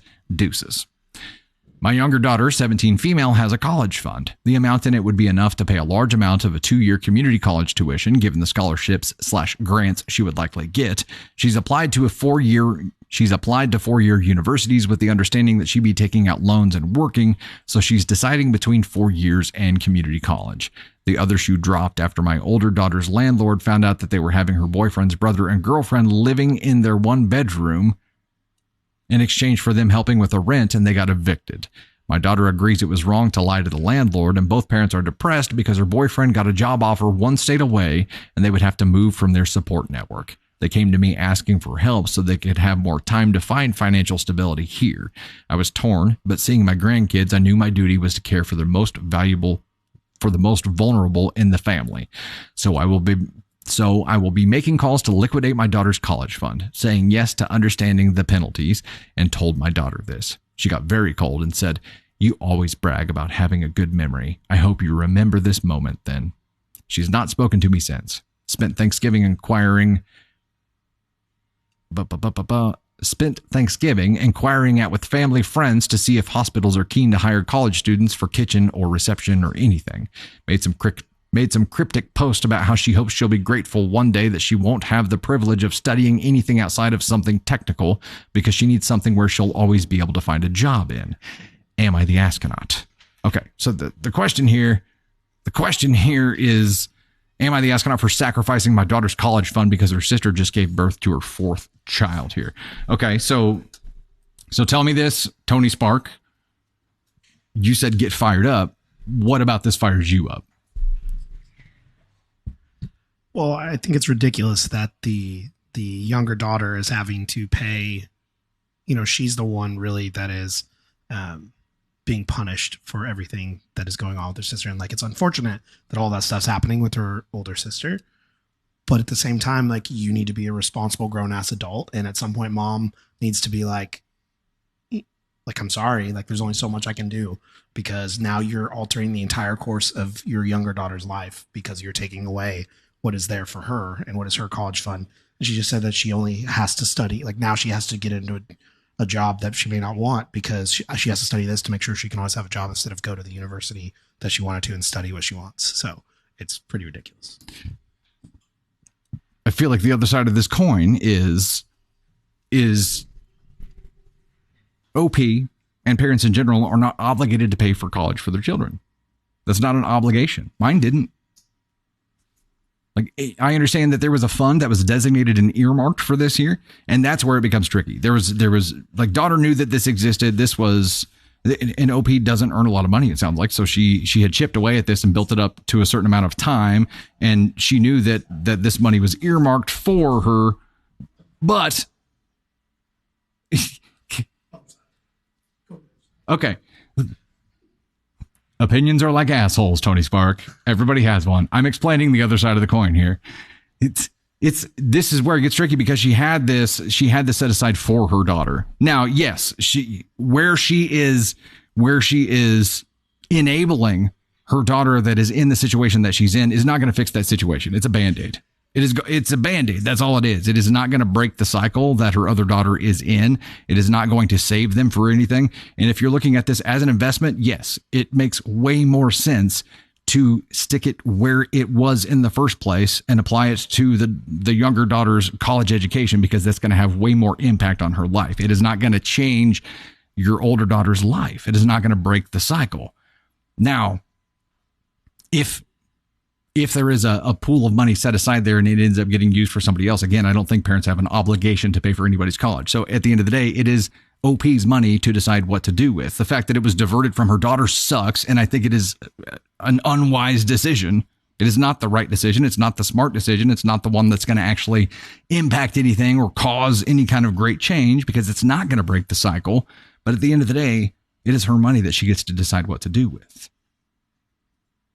Now, the fact that the way that younger daughter behaves here and the way that this all kind of plays out, it seems like, she was promised this. She knew that this existed, and she didn't even consult with her ahead of time. She just said that she was going to do it. She just ripped it away from her. And that sucks. There was no conversation here. There was no involving the daughter to say, hey, I feel like we should do this. Are you in agreement? She wasn't part of the discussion at all. OP acted like it was just her money and went ahead and diverted it, even though she had already earmarked it and promised it to the younger daughter. That's the part where this sucks and where OP becomes an asshole for it. Also because it's an unwise investment and it's not going to break the cycle.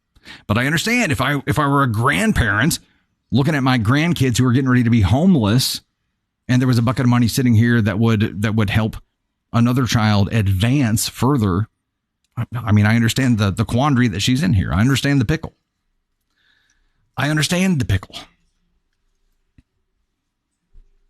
She's this close to college. No, I get that. And they could have moved for the opportunity. I get that too. I'm not saying it's the right decision. It's not. And the question here is, am I the astronaut for sacrificing my daughter's college fund because her sister just gave birth to her fourth child? I mean, even the way that it's stated here, OP knows that it's wrong. She knows that it's wrong. But she was forced to choose between preventing her grandchildren from being homeless or paying for a portion of her youngest daughter's college fund. Still an asshole for it, but I understand the Kobayashi Maru that she was stuck in. So, where would you put her?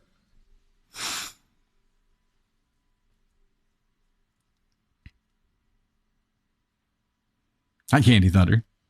How you doing there? The team is strongly disagreeing with everything that I'm saying right now because I didn't just get flamed up and call her an Ascon wand and run it into the ground, but it's not a simple situation. I mean, yes, she made the wrong decision, and yes, she's an asshole for it, but she was making a decision between seeing her grandbabies be homeless or sending one child partially, covering a portion of college. Come on.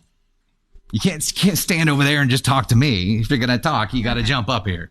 Yeah. So I strongly disagree with what he's saying, because I think the mom could have actually just set in motion for her younger daughter what's happening to her older daughter. Sure. Because she took away the money that she could have had to go to college and have a better life, but she taught her daughter that all you have to do is pop out kids.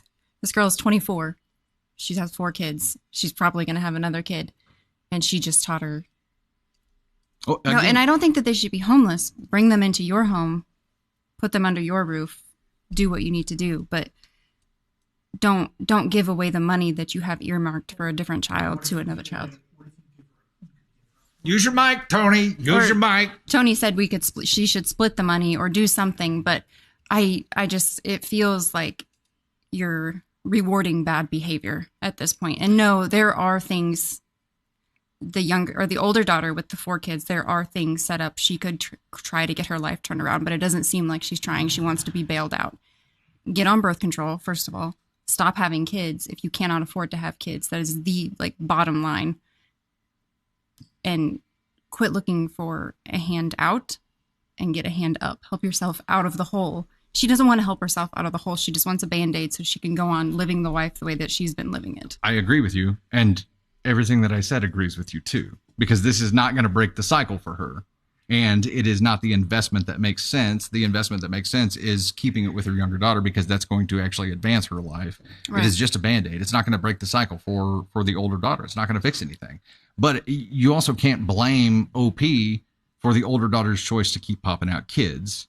But she can say, if you do not get on birth control, or if you don't get an IUD or something, I am not going to help you in the future. You can blame OP here for continuing this cycle of support to where the oldest daughter thinks that this is okay. You would not. If we had a child that was doing this, you would draw the line, and you would draw a hard line in the sand. You would not support that. I don't think it's the wrong choice, but I think you also have to empathize with the choice that she's having to make here, because she's thinking about her grandchildren. She's not thinking about her daughter. Agreed. She's thinking about her grandchildren. But in this moment, she put her grandkids before her youngest child, and you cannot do that. She is still raising that child. That is still her priority, and it needs to be her priority. Your grandkids don't need... The mom should be handling that part of it, but she's making OP become a mom to these kids. She's making OP provide for her kids that she's having. Sure. And I agree with you. I agree with everything that you guys are saying. I just don't think that we can make OP like an ASCON 1 for it. I don't feel like it's a malicious thing to do. It is the wrong move. I think it's she's stupid. She's stuck between, like you said, Kobayashi Maru. Yeah. Rock in a hard place, but she's a 2 because she... we need to know if the older daughter I agree with this. Had a college fund. If the older daughter had a college fund and she burned through it, not at college, then that would her life is on her. Even if she didn't, the circumstances of what's going on here puts OP in an ASCON 2 territory, because a sticky wicket. Hold on though. A flower, that's great. Hold on though. It's not saying that they're necessarily going to be homeless. The boyfriend had an opportunity to get a job somewhere else. They would just have to be moving away.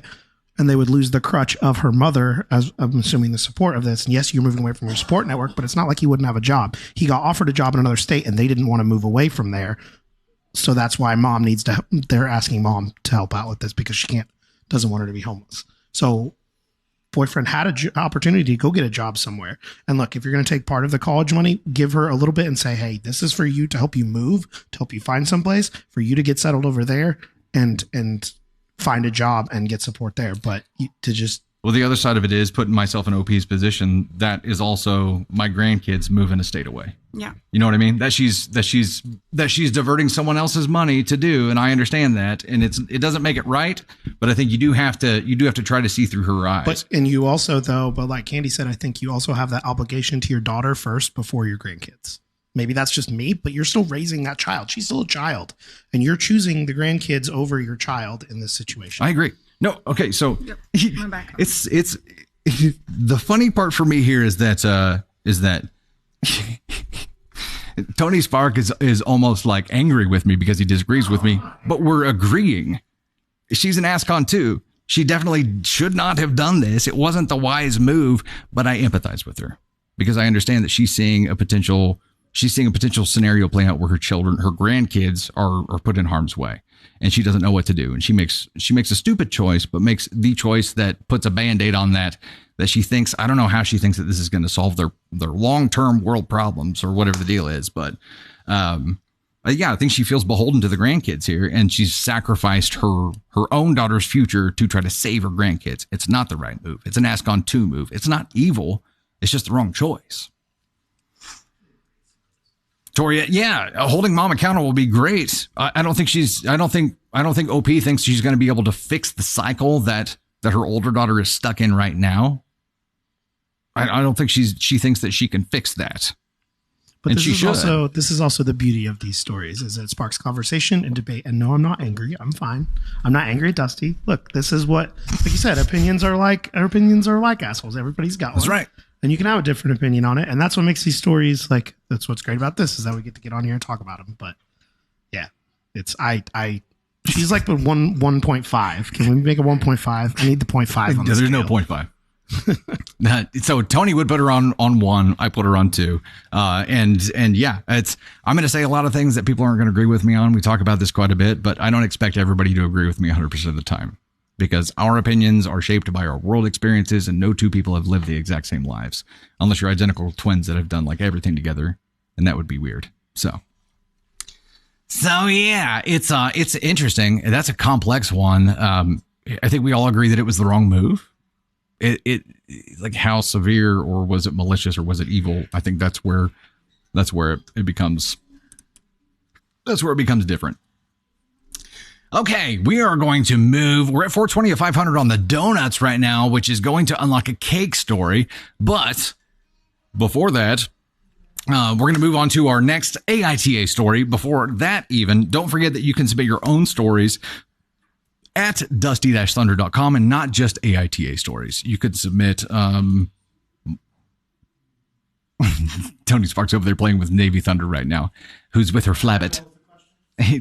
No, I wasn't asking a question. I was just admiring the cute scene going on over there. It doesn't have to just be AITA stories if they are petty revenge stories or it's something fun, or if you do some fiction writing that you would like to submit and let us use as a story to fall asleep to, that would be awesome as well. So you can submit all of those at dusty-thunder.com. Also on that site, you can find swag. You can find the Mission Protect the Cake stuff. There's a whole world of stuff to be found there. So go check it out if you have not yet already.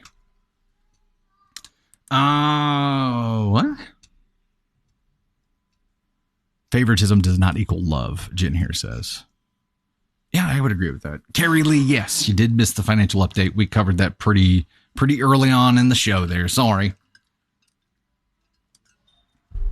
Okay, let's rock and roll here into story, which it's officially number 3, but we're probably like 5 or 6 into this.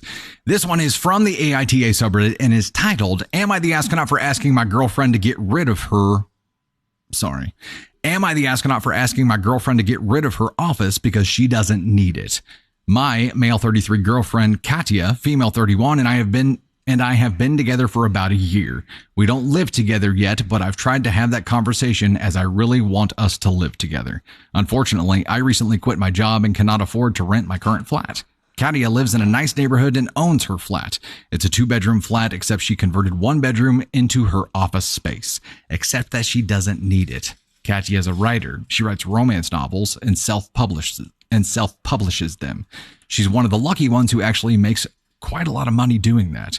The thing is, she doesn't need an office. She can write from anywhere, her living room, her bedroom. She sometimes writes in a library, coffee shop, the castle ruins, if the weather is nice, the beach. You get the point. Also, I'm not unemployed. I've thought about finally chasing my dream and starting streaming games. For that, I need a separate room to put my setup and to record things. When I first talked to Katya about moving in, she was apprehensive, but the more we talked, the more open she was to the idea. Last night, I mentioned that she'd have to get rid of her office. She asked why, and I told her that she can write wherever she wants, and I need the space to start my streaming career.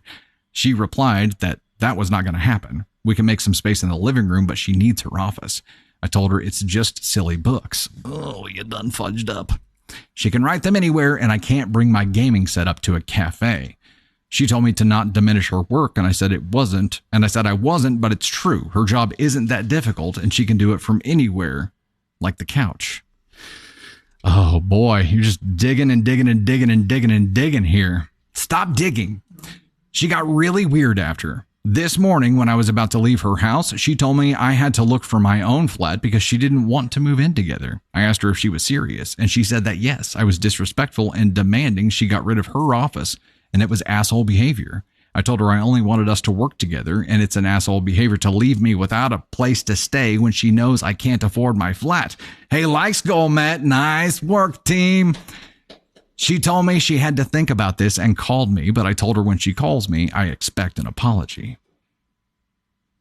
I was venting to my mate over a lunch beer today, and he agreed with me, but his girlfriend said Katya was right and I was the asshole. My mate told her she didn't know what she was talking about. So your friend's just as big of an idiot as you are. Cool.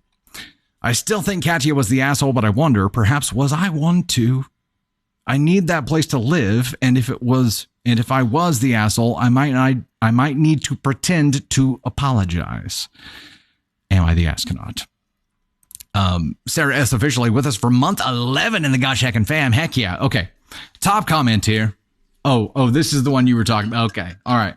I got to get a swig of water here to read this top comment. It's one of the best comments I've ever seen. Tony Sparks says it's one of the best comments he's ever seen in his life. Or heard. Or seen. I guess you were reading it. Ah, yes. Here we see the elusive hobosexual. This fascinating creature moves from home to home with no fixed address. They find females of their species and immediately begin love-bombing them to establish trust. Once the female's guards are down, they begin to slowly move in until the female finds herself with a non-paying lodger. They resemble a male drone bee. Unable to feed or clean themselves, the female must take complete care of the hobosexual lest they die. Efforts to remove the hobosexual are met with gaslighting, pouting, fits of rage, and eventually crying. Eventually, the female must enlist the help of her sisters to drag the useless male out of the home and leave him outside. Edit to add, YTA, of course. Edit 2, y'all are the best. I wrote this while participating in a meeting that could have been an email, so I thought it was extra spicy. Yes. Fantastic. Fantastic response there, commenter. I absolutely love it, and you are absolutely right. This dude is not just an asshole. He's a brozo. He's a complete brozo. And straight up to Ask On One. You get the Ask On One Brozo Award for the day. You can't demean someone else's work and then say in the same breath, I need a place to start my streaming career. Doesn't work like that. Also, in the short amount of time that I've done the little tiny bit of writing that I have done, I can tell you that the different environments that you have are useful in different ways. The space that she has is one of the reasons that she's been successful, and you want to remove that and say that her job is not that hard and she could do it from anywhere. It was not the right thing to say. And now you're going to be single. Now you're not going to be able to live there. And the whole, I might need to pretend to apologize. Yeah. You probably need to pretend to be single for a long time.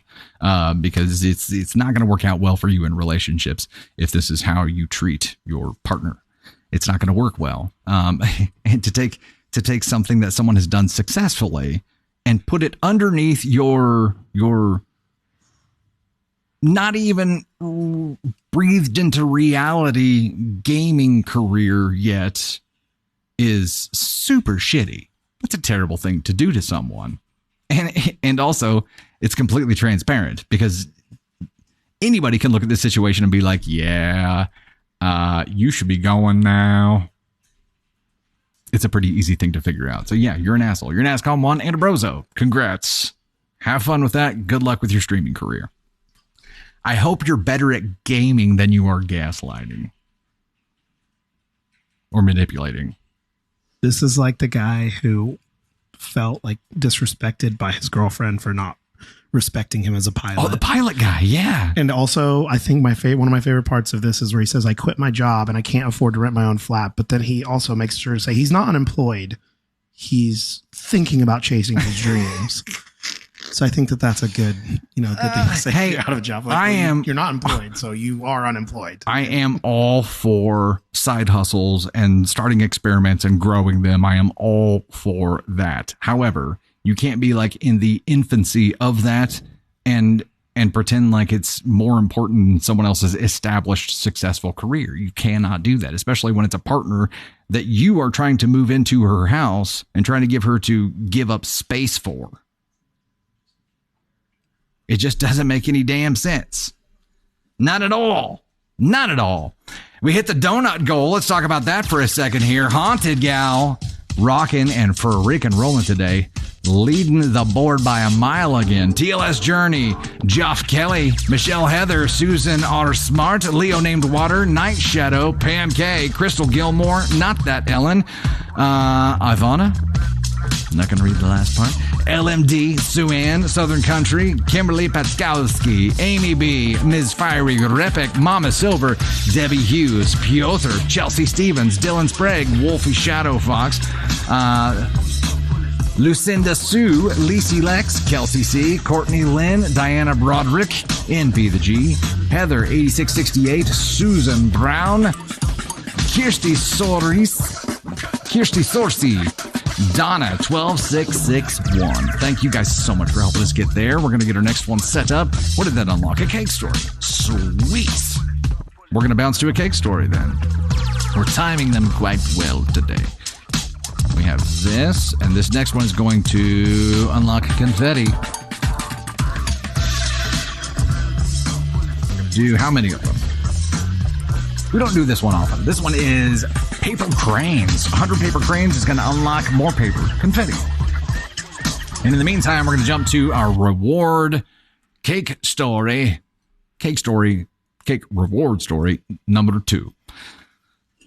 Need a bit of this. Storm Deering. Yeah, so many pro gamers started with a corner in their room and then do it after work. That's right. I think it's kind of like the swordsman approach, right? You start with a stick.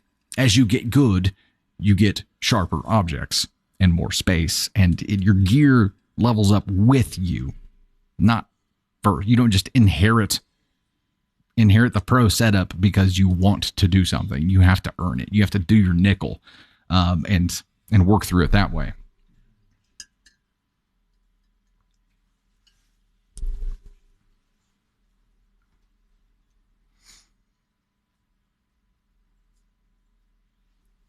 Okay, here we go. Cake reward story number 2 is a follower submission, and it goes like this. Am I the astronaut for telling my ridiculous wife to make her own damn birthday cake? I'm going to try to keep my narrator voice going here for this one. For weeks now, my wife has been nagging me about a birthday cake. Traditionally, her parents have always made a homemade cake for her when her birthday comes around. But this year, her mom's health has been on a steady decline, and her dad is taking a break from making any cakes this year. Doesn't work?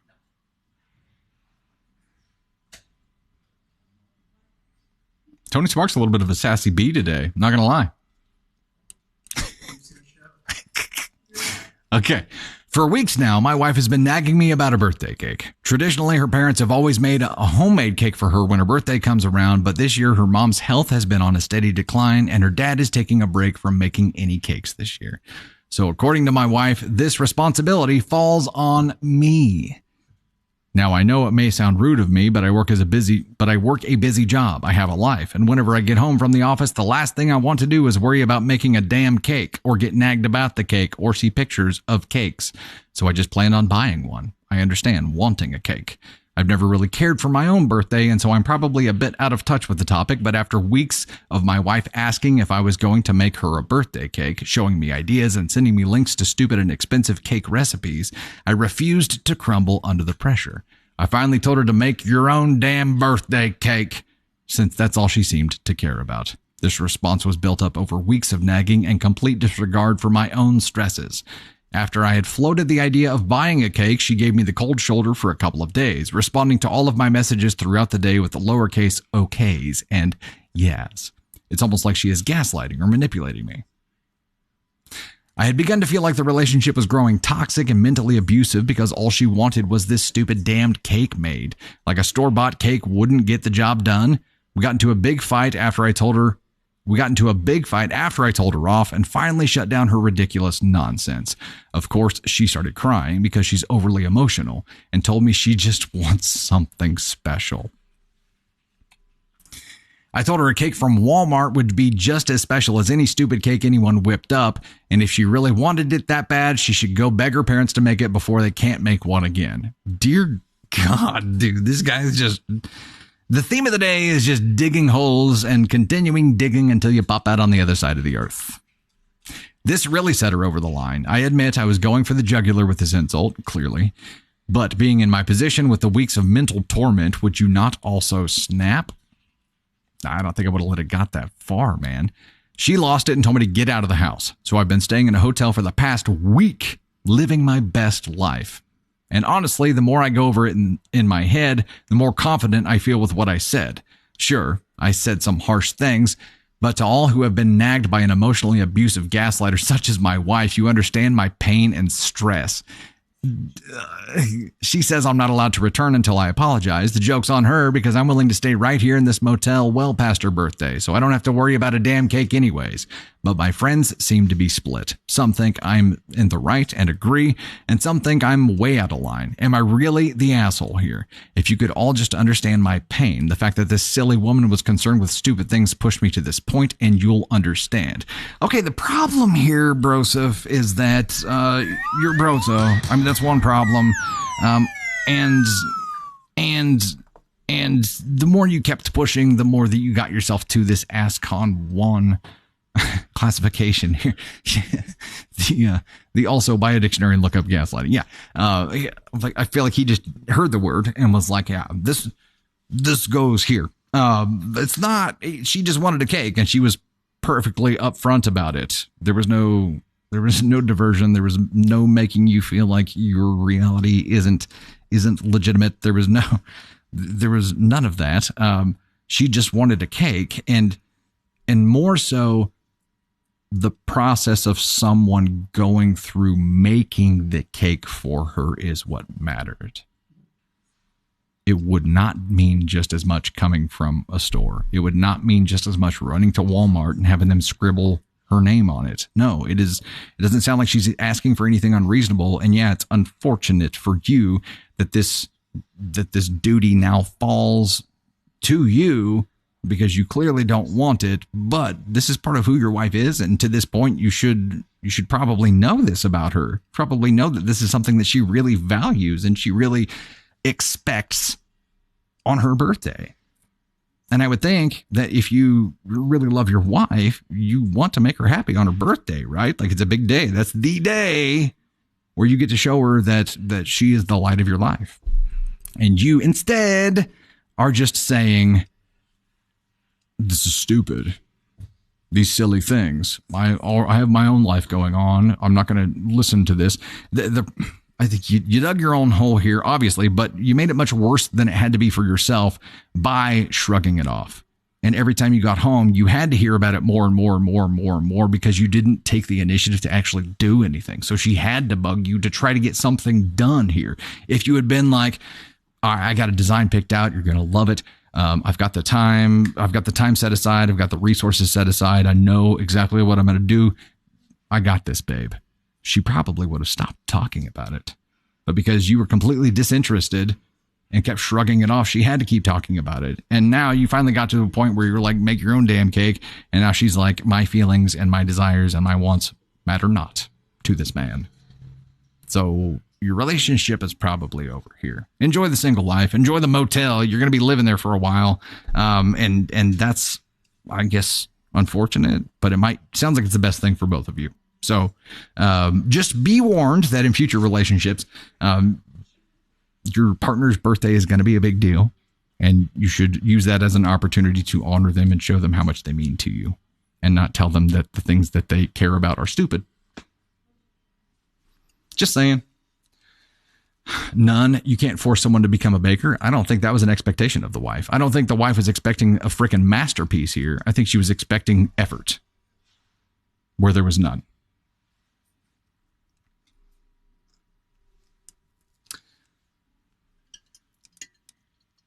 Mandy didn't.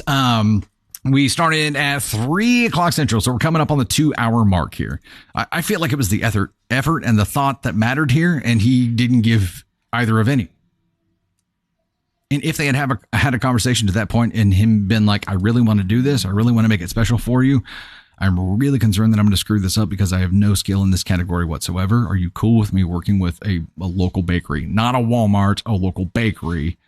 It might have gone differently, but instead he shrugged her off in a way that said to her, you don't matter, especially on your birthday. So no wonder they're in the position that they're in here. Paper cranes achieved here.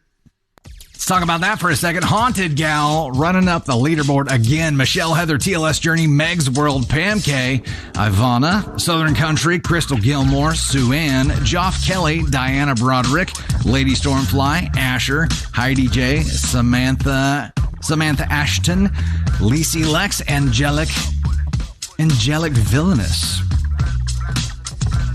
I like it. Mama Silver, Nitsud Sinreb.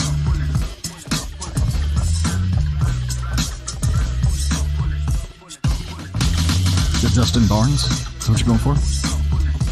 Nitsud. I was like, where have I heard Nitsud before? It's Dustin backwards. That's why I've heard it. Thank you guys so much for helping us get there. Y'all are amazing every freaking time. We're going to get some Candy Thunder feedback with our next goal here. If we can hit it in time, we'll carry it over to VIP as well, which is going to happen after this today. Don't forget, we have Wheel of Thunder coming up during that VIP. We have those Candy Thunder feedback. Whoop. We are starting with a goal of 2K fire. 2K fire. Okay, so I'm going to bounce back up to story 4 right now. Is that correct? Number 5, because that's the one I wanted to give feedback on. So Okay. Got it. Tony Sparks' strategy here is for us to read story 5 because this is the one he really wants to get Candy Thunder's feedback on. So hopefully we'll hit our goal while reading this, and then everything will just come together. Love it when a plan comes together. Get the Brozo button ready. Get the Brozo button ready? Lovely. And red flags. And this is, it is the friggin' theme of the day here. Kelly, you can actually submit a story at dusty-thunder.com. It doesn't have to be an AITA story either. It can be anything. Also, the Dusty Thunder subreddit, if it's something you're looking for immediate feedback on, is probably the way to go. There's no guarantee that when you submit a story, it's going to get picked to use during a stream. So if it's something you're looking for help and genuine, quick feedback on, the Dusty Thunder subreddit is the way to go. If you are a member of the VIP group on Facebook, which is made up of members of the Storm here and members of the Thunder crew from YouTube, then posting it there will get you really good immediate feedback as well. All right, here we go. Let's dive in on this story from the AITA H subreddit, and it is titled, Am I the Astronaut for Leaving My Sleeping Date at the Theater? Oh, shite. Hey, y'all, went on a date with a guy. We really hit it off via text. Everything went well. We were very attracted to each other and spent a day or two texting before meeting up. After work today, we decided to have a first date.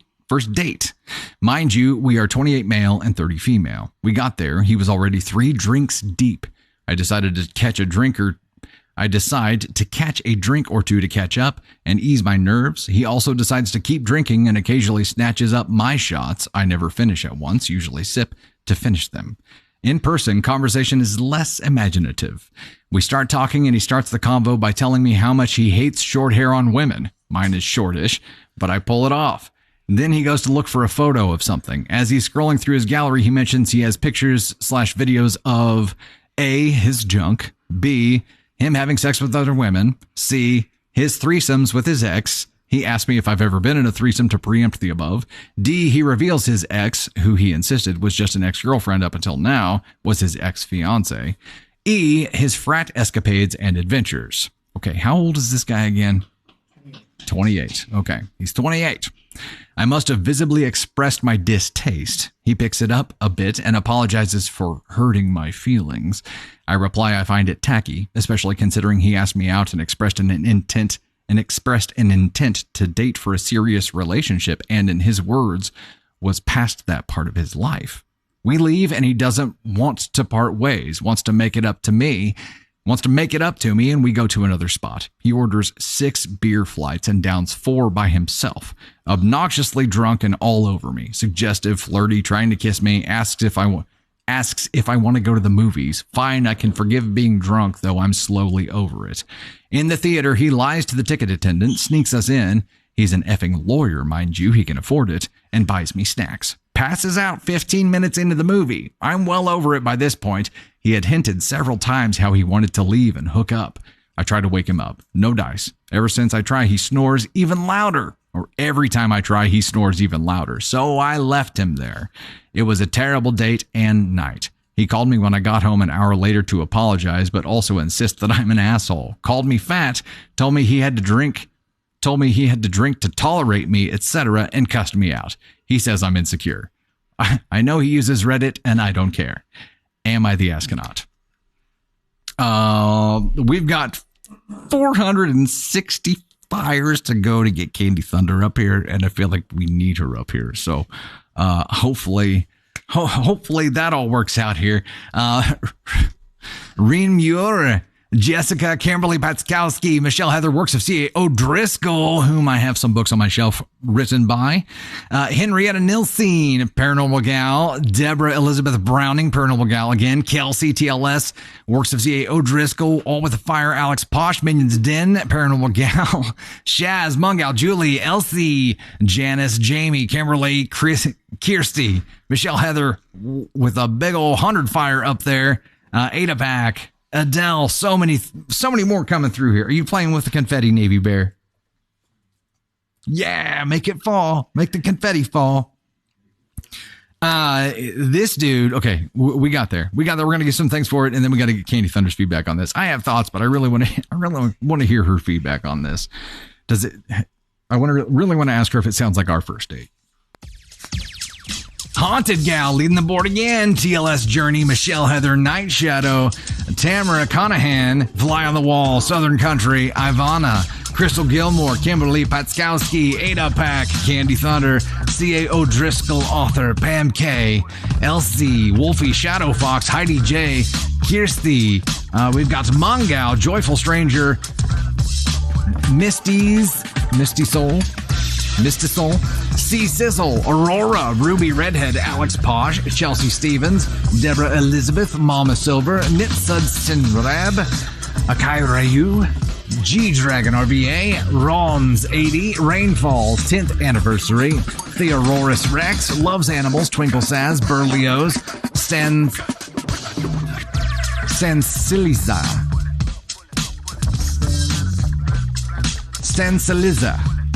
Lacey Lex, Sue Ann, Debbie Hughes, NB the G, Casey Patton, and Beth Bars. Thank you guys so much for helping us get there. I'm going to leave. Well, I guess I should launch another one here. Are you playing with my shoes? Were you playing with my shoes, booger?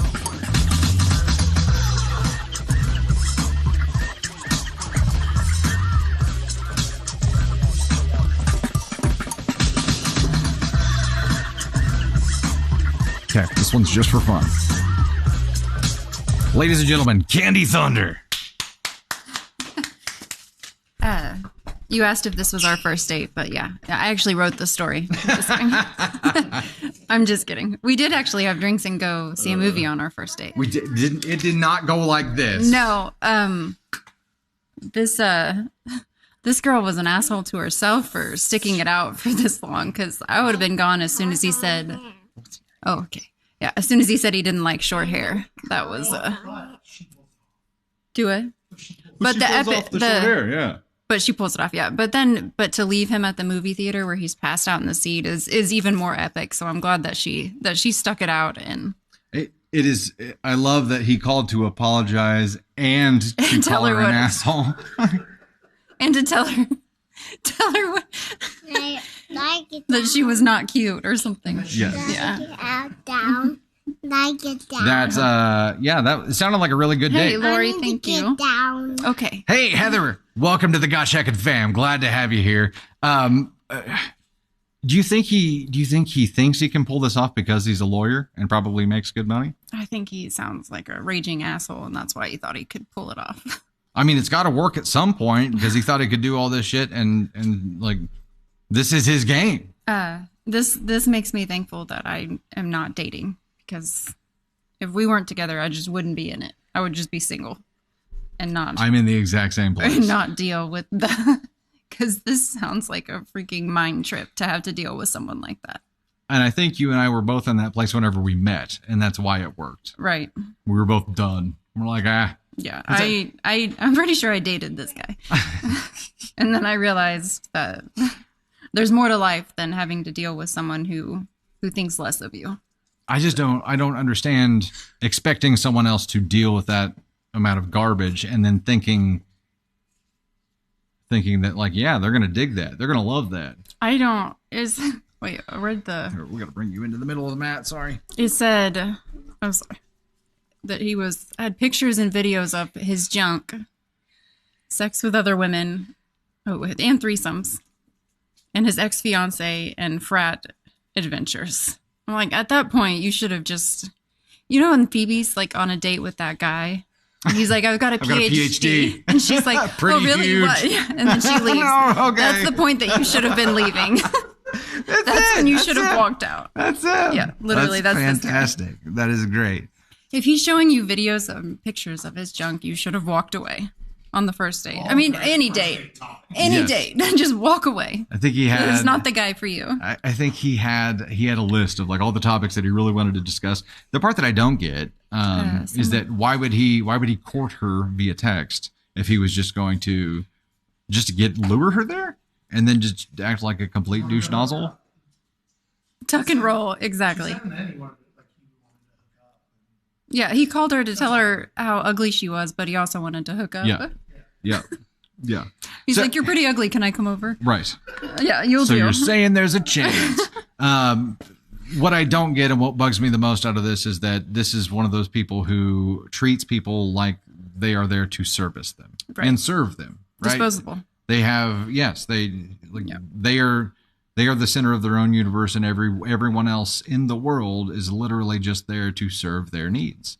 And they can treat them however they want. And that I just don't understand. Like it's the circle of friendship life doesn't work that way, pal. No, and man or woman, if someone degrades you like the first thing out of their mouth, do not stick around for any more of it. Just know that you're worth more and walk the F away. Right.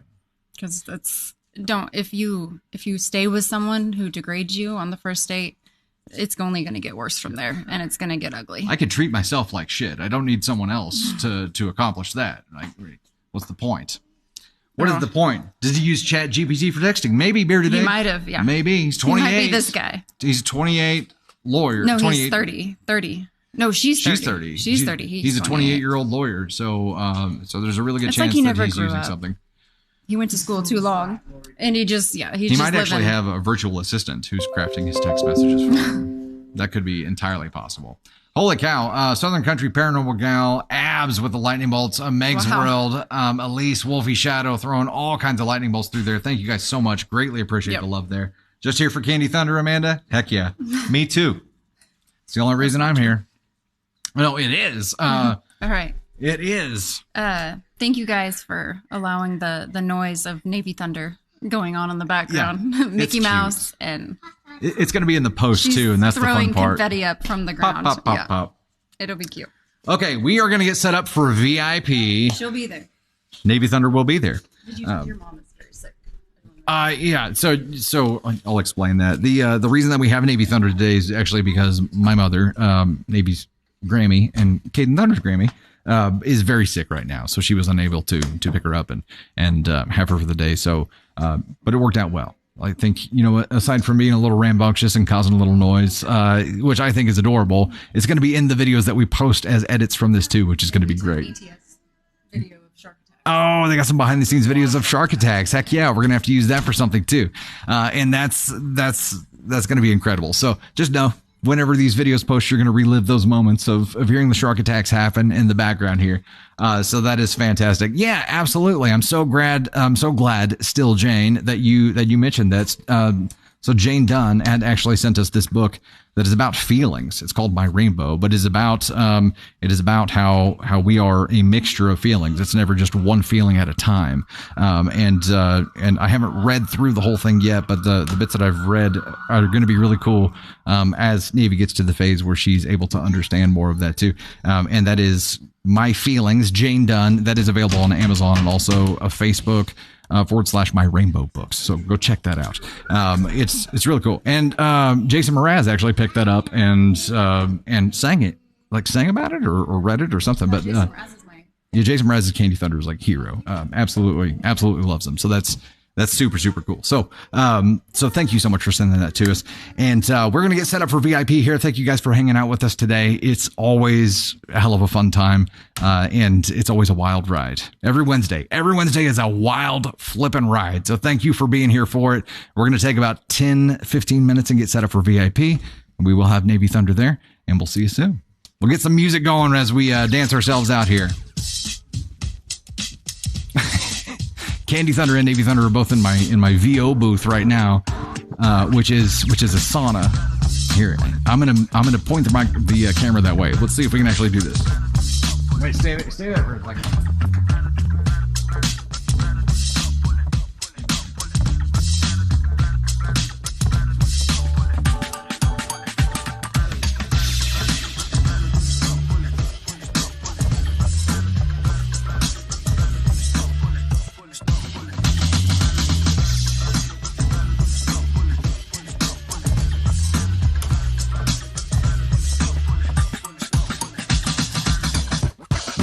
That's my VO booth. So normally I've got like a drum stool in there, and I'll go in there and that's where I do my actual voiceover stuff. So yeah, this is fantastic. All right, we're gonna get set up for VIP, and we'll see you guys soon. Thank you so much for being here today. Wait, bye. Did you fall down?